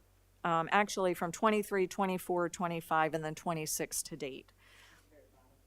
At the very bottom of that, that's that chart. And so in middle school, you'll note that we only had we had 0 tier 3 students. And that was based on students who, from the start of school to year to date, had more than 3 out of school suspensions. Those are the ones that I would consider tier 2. But let's say that your standard is higher and you want to say if they had 2 or more suspensions. That means we would have had 1 last year and 2 this year. That would have been tiers 2 students at the middle school. Then if you look at the high school, if we go with the more than 3 out of school suspensions, we had 1 student meet that criteria in 23, 0 for 24, 25, and we had 5 to date at the high school at level this year. If we raise that standard to 2 or more than 2 suspensions, we went up to 1 for last year and 7 to this year. So that gives you a sense of the number of students that we're talking about, because you're exactly right, Mrs. O'Connor. It's not a vast number of students. Can I ask a quick clarifying question? You said the high school. Is this just at Easton, or is this both The high high school schools? level. High school level. Okay. Yes, the high school level. That she said that it's not a lot of students, but what I think we're forgetting is that it still impacts all the students in the Sure it classroom, in does. the hallway, in the school. Yep, sure it does. So, but just to give you some context, when we look at alternative placement data for last year, 20 students total between middle school and high school, ALA 1 and 2. The number was fluid throughout the school year, so some students come, they make progress, they go back, because again, the ultimate goal is for students to be able to return to their regular program and direct instruction, if possible. And I'm sorry, one more question with that. Do they potentially, does the 504 or an IEP team get involved if they don't have one at that point, or is that not always necessarily the case? And should it be the case? Sometimes it does, depending on the circumstances. It just depends on each individual student. If the student already has a 504 or IEP, those teams are integral in the process of getting that student in a placement. I know you said you're going to suggest some thoughts and ideas that you have, but when I'm looking at these numbers and I'm looking at, okay, our tier 3 students should be somewhere, no more than 1 to 5% of our population. This number looks extremely low to me. If only 20 students, even 1% of our student population is 42, right, ish. To me, that says we are only serving half as many of the students as we should be targeting ish on the low end for this kind of support. And I wonder what effect it would have in our classrooms if we did help them by taking 20 more disruptive students out of the classroom. So, and that's in just a second, because I just want to make sure the special ed non-public placement for last year was 7, and right now we're at 4. And those So- were children that had needs that we could not meet. Is that correct? Correct. Okay. So then to your point, how do we intervene with any student who's disruptive? And that's what I wanted to look at and make sure that you all were aware. We've been doing MTSS, but we have contracted now with a consultant to come in and really help us revamp that MTSS process, because that's the avenue in which you have to go through, right? So it's the foundation for designing interventions with those students. We're currently working to revamp it. We want consistency across the county at all schools. It's a year-long process that we're working with them on. It involves a needs assessment, training, coaching, but that's where we're identifying not just behaviors, but the academic piece, right? Who are our tier 1 students? What are our tier 1 interventions? Who then needs tier 2 and who then needs tier 3, and what are we doing for those students? And that's really fundamentally grounded in that MTSS process. So I agree with you, and we're working to try and make that happen. When did that year start? The MTSS, The year-long process? in the spring, we started it. This spring. Can I ask your numbers that you have up there, your 20 students total between middle school and high school, ALA 1 and 2, since we don't have that at the St. Michael's campus, does that include any students in that number from the St. Michael's campus? And if it does not, how many students would that add? ALA 2 could include St. Michael's because that's the program that's here. ALA 1 is school-based and they don't have that. So that would just be for Easton Middle and Easton High. Do we have any figures on how many students would be impacted there that would have otherwise fall into ALA 1 at the St. Michael's campus? I would have to, I mean, I could give you anecdotal data, but I would rather pull the data. In the MTSS process, are they looking at undiagnosed learning disabilities? Is there an aspect of that is done in the process? So, and that is why MTSS is such a critical starting point for this, because we know that sometimes behaviors, actually more than 50% of the time, behaviors are somehow connected to educational issues, right? Learning issues. And so that really is so critical to this process because it allows us to look at what the presenting issue is, whether it's academics or behavior. And if it's behavior, then we can start to look at those academics too and couple them together and really try and do a two-prong approach for that student. So yes, that is part of that MTSS process.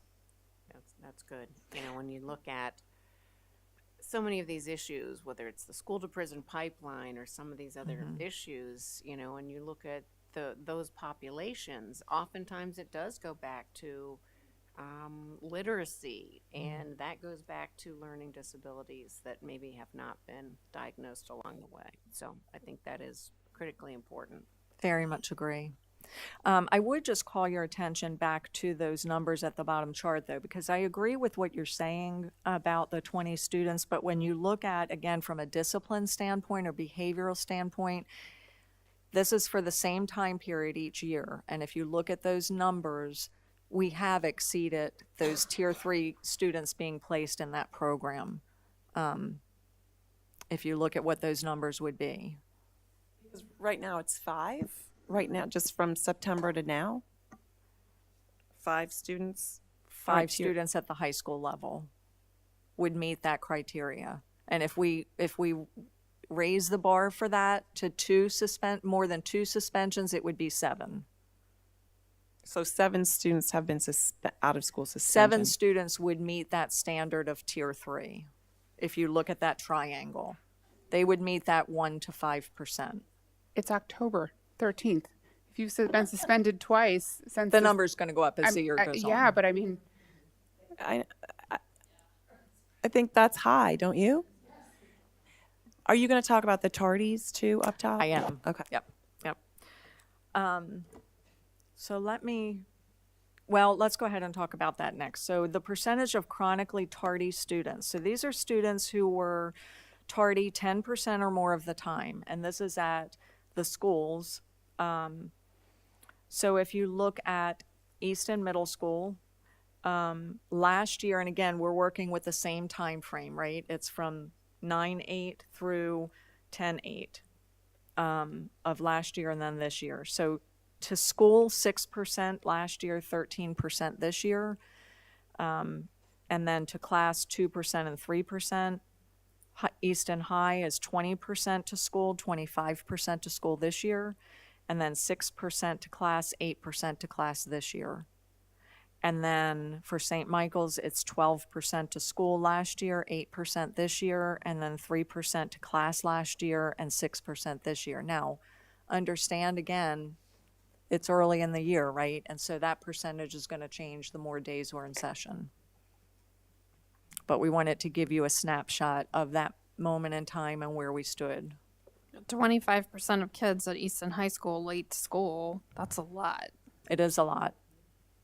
I'm not making excuses. However, I will throw my child under the bus and say that he is late because the buses are getting into the school. He's a new driver, and getting into the school around the busing is a challenge this year. And it took a while to figure out the timing of that, which is different than it used to be. And so I think that this beginning of the year, I'd be curious to see what that number is, October through November, once that is sort of leveled out, because I don't like to talk about my kids like that in public, but I will say, I know that was a struggle for us in the beginning of the year, just finding the timing.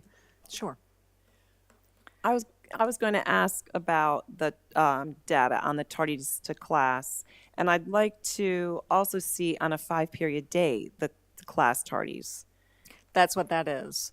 So Oh. 8% of students across the day are late to their classes.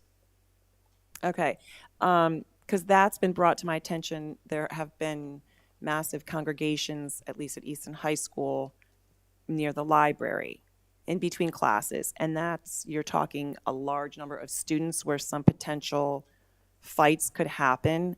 And my question is, why is that? Why is that happening? Why are they late to class during the day? Like, where are our admin policing? I feel like they need to, like, to reiterate what Ms. Weiland Cherry was saying, like, the principals need to come down right here in this area. And what is the consequence for tardies? Because I don't think there are detentions at Easton High School. I think they did away with detentions.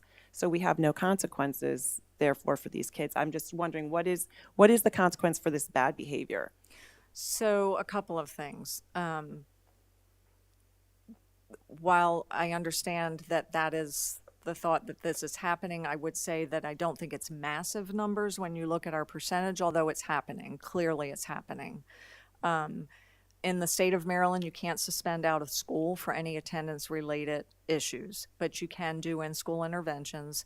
And if you look at the code of conduct, there are a range of consequences. I can't give you, here's the thing with discipline in general. I can't say, if this happens, then this is the consequence, because that equates to zero tolerance, which is illegal in the state of Maryland. So we have what's called the code of conduct, where there's a range of consequences, and it's at the discretion of school administration how they impose that and where they fall in that range. And it's based on the history of the student, the nature of the offense, all of those things. Okay, so like if you're late 3 tardies for my class, you have a detention. That would be up to the school principal. So Are there I want to clarify, can anyone answer if there's detention at I had the a question Easton High about School? detention. Does detention count as a during the school day or in school response? Since it's technically outside of the school day, does it fall under a different category? Because I don't believe I haven't I heard don't of like, detention. before school, after school, or Saturday detention. That would deter kids from being late or behaving in a certain way. right. So we do have a variety of things. It depends again on the school administrator, how they impose this. And but you can have lunch detention where the student, the right to eat with peers is taken away and they're isolated during lunch. And that is definitely going on. We do have after-school detention. That's not as frequently given, that's not given as frequently as a response, but it is, I know it is happening somewhat. So we are allowed to give an after-school detention outside of the school day as a in-school consequence. If you can, here's the reality of it though, you've got to make sure somebody's going to come take that child up because they're not going to have a bus. So again, it's working with the parent to make sure that they're going to be able to get the child home. Well, the parent would be informed your child has after-school detention, you need to find a ride. But it would be, the parent would have to be informed beforehand. It Right. would be putting parenting back on parenting and not on the school. Happens, I can't speak to how frequently. I would talk to the principals to that. And I think with all of these percentages, we can click to see the names of the students. So we can start to see who are the ones that every day are the same ones to then talk about how do we get to the root of that. Yeah. And if they're doing a lot of lunch detentions, it doesn't sound like something's working. Well, they don't like lunch detention. Time all day that Well, they don't have it currently. They don't have it currently, correct? no, Lunch we do detention? lunch detentions. We do lunch detentions where students are Who isolated. staffs that? It would be up to the building principal to, I don't know how they staff it. It just depends on what resources they have on that given day. Are they having lunch detention with everybody who's on lunch detention, or are they? I would have to talk to the Yeah, and principal. that's something that we Question. can, so that's something we can ask about and look into. But if you also look at the code of conduct, there is a category that's recognized by the state as an offense, and it's class cutting. So failure to attend class after arrival at school without an excused reason. Again, those students, you'll see the other part of the code of conduct, you'll see the range, but the other part of the code of conduct gives you the categories of responses. So level 1 through 5, the removal within the school, the removal from the class, so on and so forth. So just looking at those, you'll get a better sense of what that looks like. Someone said something to me one time about when it came to expulsions that required the courts also to become involved. Is that truly the case? No, the court, so even when we have a student arrested for an offense in school, that's a separate issue. We have nothing to do with that, really. If our SRO deems the behavior warrants a paper arrest, they can, the paper arrest is basically a referral to DJS. They'll do that. That's separate and apart from school discipline. In fact, arguably, we don't ever want a student arrested where we haven't also assigned school discipline, because the implication of doing that means that we're having the police come in and discipline our students, right? That's not what we want. So we discipline students based on what happens. Whatever the police decide to do is separate and apart and an after the fact from the school discipline. Can you also clarify just general behavior, cussing in the hallways, cussing, swearing at an administrator or teacher? Is that up to the admin to decide an in-school suspension, and are they freely able to give that? Yeah, I mean, again, I keep going back to the code of conduct because that's sort of like the Bible, right, for school discipline. That's our guidance. And so when you look at that kind of behavior, that would fall under disrespect and disruption.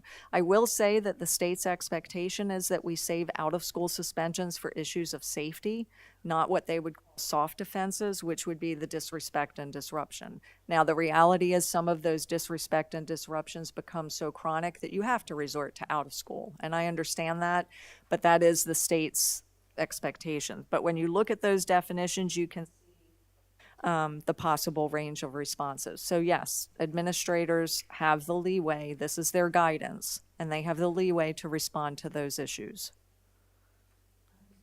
Now, but if they do 10 days, that can be in school, so that's not out of school, correct? A 10-day. They can do up to 10 days. Up to 10 days. Is that in-school suspension?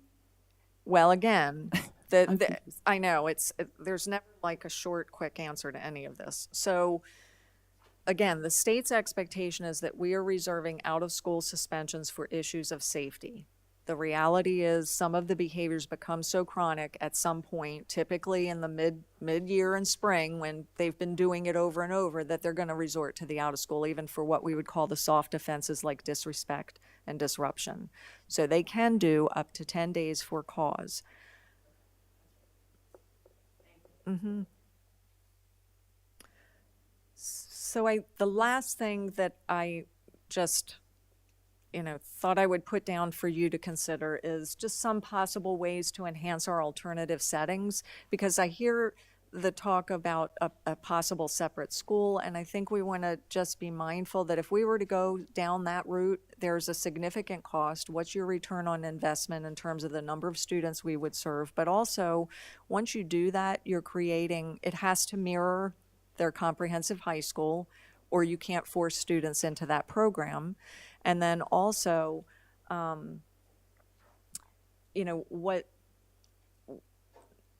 it makes more sense. I mean, we've got a structure in place. How can we enhance what we have? Because you also don't want to create a separate thing where you've got another school that you're star rating and MCAP scores and all of that, right? And so how do we look at what we have and maybe enhance that? So funded dedicated professional positions, this is what you were saying, about the ALA and the Checkmate In. At all secondaries, that would include St. Michael's. Funding a transition specialist, because again, keeping in mind that the ultimate goal is to always return students to their regular program. Do that, following those students. Yes, we have the school social worker and the school's counselor and we have the student services worker. The average caseload of your school counselor is going to be about 300 plus. Social worker is even higher, and our student services workers have an average ratio of 2,400 kids right now, 2,200 kids. So the ability to really do intense case management is difficult. A transition specialist would assist with that. At one point early on in the AWARE grant, we did have a behavior intervention specialist who worked with teachers, who worked with schools, who worked with the Checkmate in rooms and the alternative programs to look at behavior plans and try and do some behavior modification with students. That was, again, that grant is over. We don't have the ability to fund that through the grant. And then embed more therapeutic services. So counselors, social workers. So just from just a bird's eye view, those are the things that we can do to enhance a structure that we already have in place. But understanding it's a funding issue.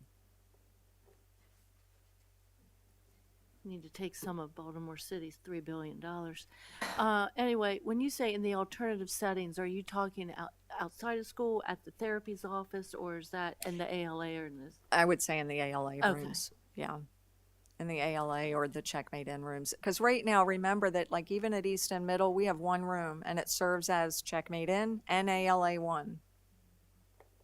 And that we can do that, but it's an IA in that room. So Could we use the band room at St. Michael's? Because that doesn't get used often.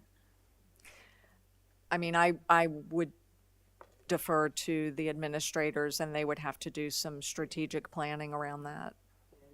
I mean, I feel pretty strongly that we at least need to have the option at the St. Michael's campus of the Checkmate and the ALA one, because I think we're doing a disservice to that segment of our student population if that's not an option on that campus. Can you speak to, it has been brought up to me that we used to have a program, an alternative school embedded in our schools. I think we contracted out, and I can't, it's being with the H. So I did do some research for surrounding counties. Caroline County does very much what we do right now. They pay for it, and they get the same thing that we have right now. It's about $28,000 a student. They have a certified teacher and an instructional assistant, which is what we have at our ALA program out here. They use High Roads for their special ed placements. Dorchester dismantled their alternative programming because they said they just didn't have the student population to go in. And part of that, again, you have to remember that if it's truly an alternative setting, you have to be able to work with parents and go through the process and get them to see the value in it and bring them along in that process. Because if you force them, you're talking about a short-term placement, and it's a discipline placement. There is a difference between discipline placement and alternative placement. And again, if you really want an alternative placement that's going to change behavior, it's Just so people out there who might be watching understand, we can't place anybody in an ALA2 assignment without parental consent because it's up to a lawsuit, basically. it would be imposing discipline. Yes. And even then, they could refuse it, which means they're going to be at home. So when I offer it in lieu of an extended suspension, that parent has the choice to request a transfer to an alternative placement and attend out here, or they are home and we send work home with a phone call once a week. That's going to be the extent of their educational services, or they can come out here and get educational services. And it's only for those in grades 3 and above, correct? Because you cannot. ALA 2 is for 6th. Do you don't have anything at the elementary level other than at Easton Elementary. We have the ALA 1 for the Checkmate in room. But you have to remember that Easton Middle has that's sort of our hub in the county for special programming, and they have the space and the ability to do that. So if we're struggling at the elementary level with behaviors in the classroom, really just disrupting the entire learning environment to the point that classrooms are being evacuated to serve the needs of one student who's having a tough day, to put it lightly. What interventions do we have? What can we do It doesn't sound like much. Well, there's the pre-K to suspend it for up to 5 days per incident. It has to meet the imminent threat standard. They have to have mental health in place. They have to have behavior intervention plan. We can do a suspension on a pre-K to 2 student, but several boxes have to be checked before we. So basically, that won't happen. Well, it happened. I don't want to say it doesn't happen, but it's But I mean, just for disruptive behavior, and if you can't prove the imminent threat, they're going to still be in that classroom. well, that, and it's interesting because at the elementary level, they're still very much getting to know them. And so at some point, that's when we start to ask questions of, is there anything else going on? Is it academics? Is it behavioral? And that's why that MTSS process is so crucial, because we start to look at that, and it may end up being a referral for testing for special ed or a 504 or something like that. So we can intervene, but the range of consequences is not as great for a pre-K to 2 student. I think what I struggle with is I heard you say at some point we asked those questions. At some point we got there, and at some point, what has happened for the months prior to all of the other kids who are dealing with this in this classroom, and our poor teachers, what supports are we giving them to manage this? It doesn't sound like much. Well, again, if you look at the triangle, right? So we look at our tier 1 interventions. What are we doing at the elementary? We're doing conscious discipline. We can do restorative practices. Once we exhaust those things and the child demonstrates that they need something more, they're going to move to tier 2. And that's when we're going to do maybe more intense small group counseling. They might meet with the social worker. We might do check-in, check-out with them. They'll get more individualized attention. And then that's when, if we get to tier 3, we're starting to look at something really intense, and they're kind of heading in the direction of going further with an IEP or 504 team maybe. We might do an FBA, which is a functional behavioral assessment, and develop a behavior intervention plan. Sometimes you've heard that called a BIP. So there are things that we can do. Are teachers feeling secure in doing that without repercussion? Yes, because I think it's a team approach, right? They're doing all those tier 1 things, and when it becomes obvious that that's not working, that's when they're taking that case to the MTSS team. And they're saying, look, I've done X, Y, and Z. It's not working for this student. I've tried these things. What can we do next? And that's when we start to look at the tier 2 interventions. I've seen, I know in the elementary school, just from walking around, the cool down spaces, and I don't know the technical terms for them, but I know Easton Elementary has a second one of those spaces. And so that has been created, at least in the 3 years that I've been here, for students to be able to take more breaks outside of the classroom. Yeah, but do we have the staff to accompany that student? I know kindergartens have IAs, but what if you have a second grader who is just needing a cool down, and they don't have anybody? Yeah, The teacher can't leave the classroom. you're right. And that's the data, and that's the anecdotal data we're collecting now to hear that and what that looks like. Oftentimes it's an administrator or school counselor, the school social worker. We did also just have last week the UKIRU training, which is a response for students who are in crisis. This is the second year that we've done that training, and so we are trying to give our staff tools and techniques to be using when we have a little one, especially in crisis. So all elementary schools have been trained now in that. Respectfully, because again, I've sat through this presentation a lot. I know where our limitations are. I kind of know how hard everybody is working. I know that we have done some trainings and teachers are really leaning in, and conscious discipline is something that we're really adopting as a district.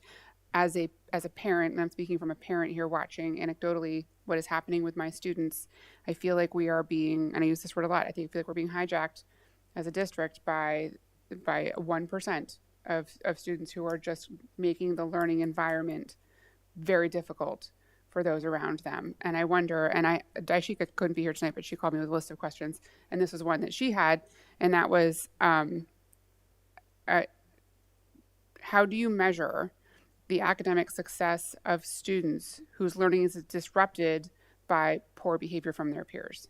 And this is what we're talking about a lot, right? Our data. How are our students achieving academically, and how are we accounting for learning disruptions throughout the day? Which again, as a parent, I can tell you, they are happening, and my students struggle with that. I mean, I think what I can say is to answer the question from how are we handling the student who's disruptive? That's what I can speak to, which is, you know, we're trying to go at it from several different angles with the MTSS, with the tiered interventions, with the discipline process. I really don't, I don't want the perception out there to be that our hands are tied and we can do nothing, because as you've seen, we can do things. It's not to the extent that I think sometimes the general public wants us to do, but our hands are not tied. We are able to respond. But we can't remove students indefinitely from a classroom. You know, along with that, I think I would ask when we do our survey, our student climate survey, I would be curious to hear what the students have to say about the disruption to their learning by their peers and how they feel about it. Because again, I hear from kids who talk to me, but that's not everybody. Generally think that the kids have a good idea about how to handle these things, but I would be curious what they say about their own data and if they think that their learning is being significantly impacted by bad behaviors, and I would be willing to guess the answer is yes. I mean, the teachers too, and right. I mean, and I know, you know, what's the support for teachers and new teachers who classroom management and how are, you know, are the admin walking in these classes supporting, you know, who needs certain help? Because I know that's a big problem with, the consequences are not being enforced. Well, and to answer your question about the teachers, when we start to look at our data,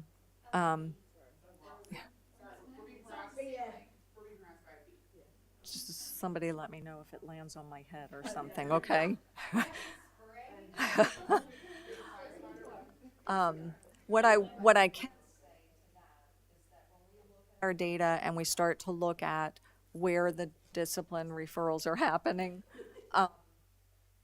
we do look at, is there a teacher struggling? What can we do to support that teacher? Is there some professional development? Is there some? From that standpoint, we are looking at that based on our data. I don't know if there's more from. I understand they need to fill out the referrals. The teachers, you know, we need to have that paper trail. But another issue that was brought to my attention was sometimes the teachers don't even bother because they feel like nothing's being done. Like some of the referrals are not being processed. And I'm also concerned about teachers who are not tenured, who might feel like they're not. Can I piggyback with that with two questions that Daishika had? So yes, that is the theme that she was going with. She wanted to know how are we measuring how many responders we need to incidences? And are we providing adequate funding for de-escalation? And are we as a board allocating money in the right places for when it comes to training or the number of responders we have in our schools? We're all thankful for SROs. Do we need another one? You know, do we need to consider looking at alternatives, increased funding in this area, increased training, more opportunities for our staff to learn how to de-escalate, and even in physical altercations, because I know that this is a problem, especially at the high schools. Yes. I mean, it's just such a loaded, in terms of how many respond to an incident, that really is a judgment call. If an administrator is in the midst of responding and they feel like they need help, they're going to call for help. In terms of training and who we have to respond, I think training is always really important, but I think we've got have opportunities to provide more supports that would not just address students in alternative programs, but also help like interventionists, a transition specialist. That's how we're proactive, right? And we're doing what we can right now, but we don't have those positions. When we had those positions, sorry, Carla, when we had those positions, did we see a decrease in incidents? Are there numbers to back up that actually has the effect that we had you one suggested, for Will? part of the year for the behavior intervention. We've never had a transition specialist. We did have a partial year of a behavior interventionist because we were able to hire and it went away. So because other things became more pressing with that AWARE grant. So Do we have a teen court We do have a teen court that gets referred to by the SRO or typically through DJS. Is that working? Do we need to have it more often? Do we need more? That's run through the sheriff's office and DJS. We don't run that. So I would defer to them on that. And I actually talked to Sheriff Gamble because I wanted to just witness what that looked like, what was the process, and so I think they had a court date last year and I couldn't make it, but that's something that I'm really interested in seeing. Like, yeah. Something I was wondering about, we were talking recently about the blueprint and the percentage of time that the blueprint seeks to have, say, principals spend in a classroom. And I was wondering as to assistant principals and how much time they spend in a classroom, and if there is anything that we could look at in that way that might be proactive to get more of our administrators or assistant principals spending time in classrooms, if that might help. Yeah, I've captured that.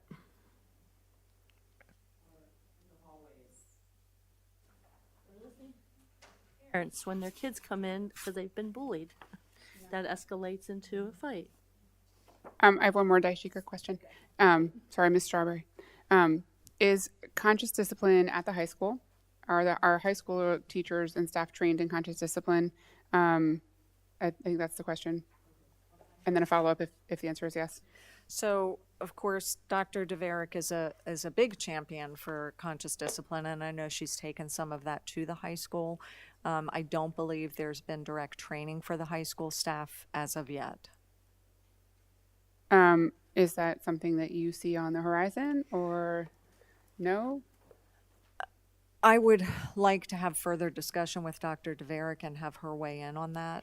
Well, I sat through the conscious discipline that took place this summer. We had a lot of staff there, and I want to say the whole Easton High admin team went through it.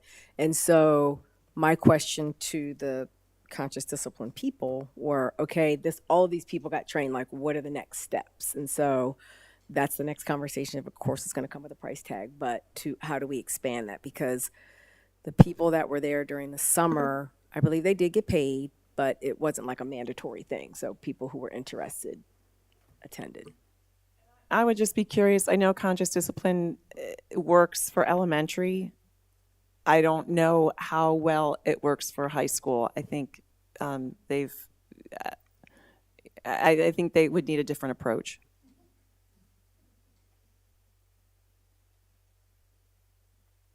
I have said, and again, I'm not a teacher, I'm not in the classroom, I don't know, but I would imagine that it could work. I feel like I see it working more in the two space, right? If you have a one-off problem with somebody, it seems like a really good toolkit to help you work through, you and your girlfriend are fighting over a boy and you've never had this problem before, like you're getting a little spat, like it's going to help you figure that out, talk through it and give you the tools for those kids for whom that like anger response or that, it just doesn't seem like it's the right approach for that, or that 1%, that like, I think you need a different kind of thing. Yeah. Can we?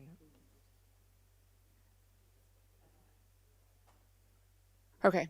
More questions? I think the other question that's come up is, well, can we force students into mental health services or, and we can't. We can't.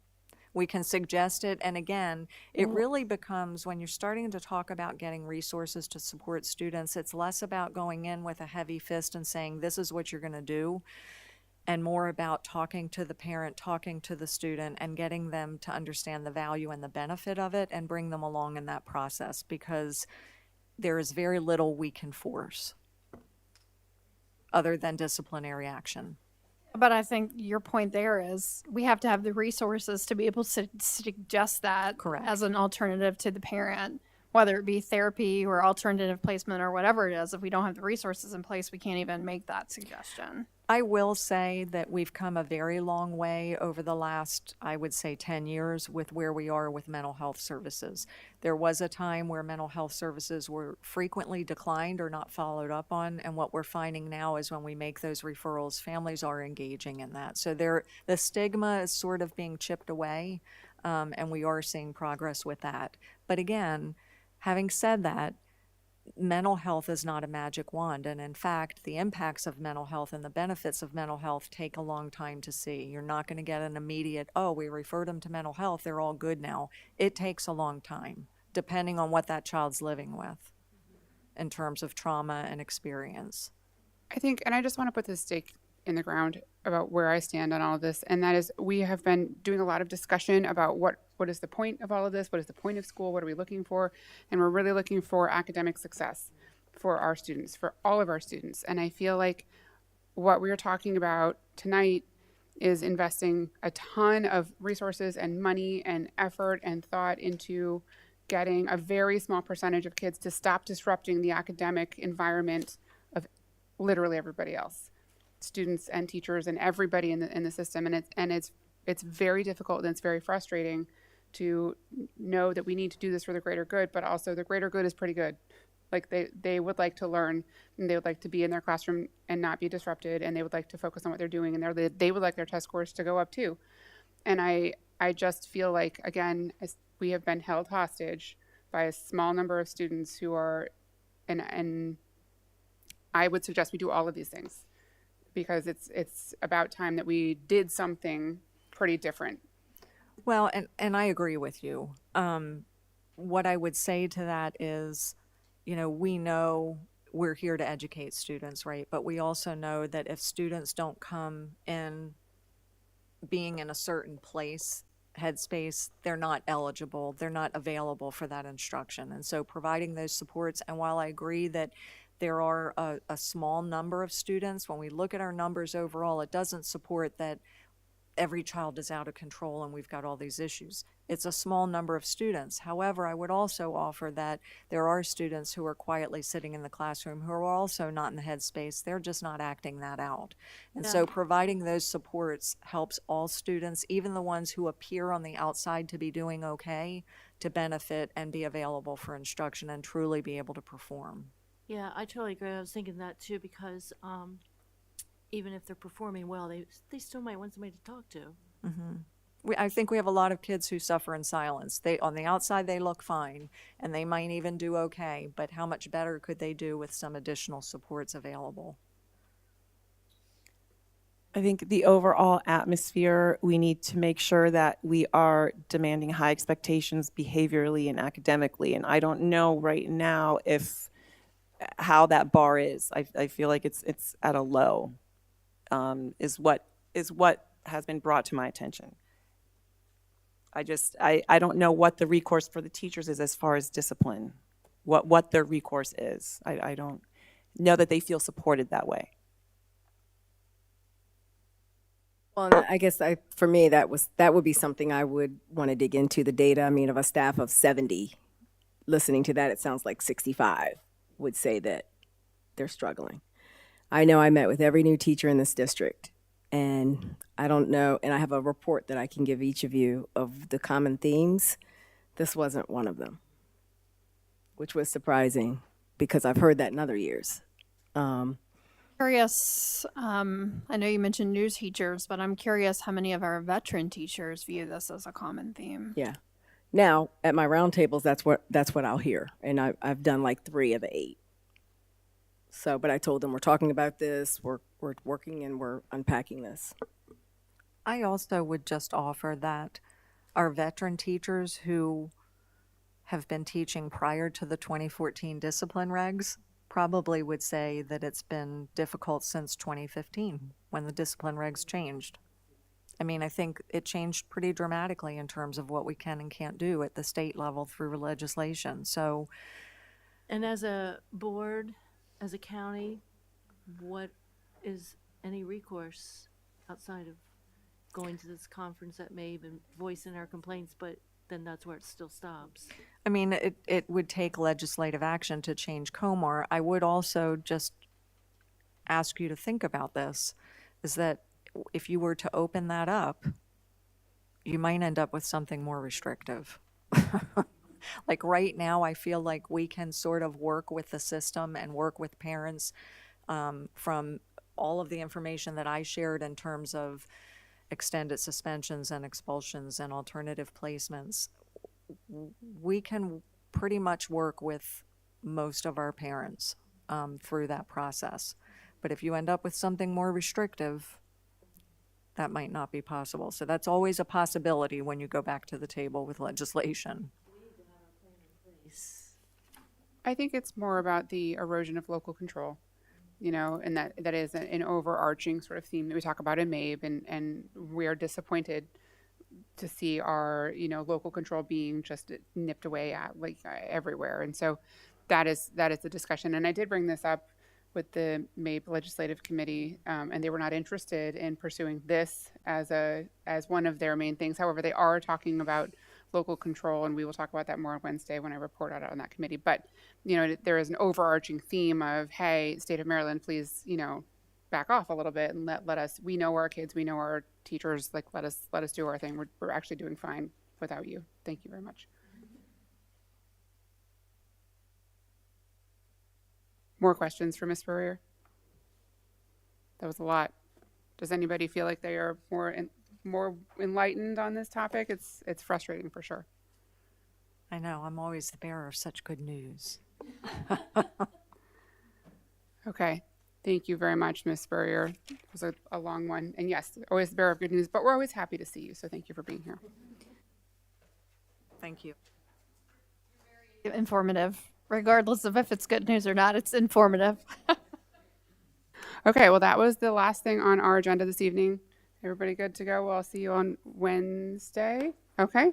I make a motion that we adjourn for the evening. Second. All right. Good night, everybody.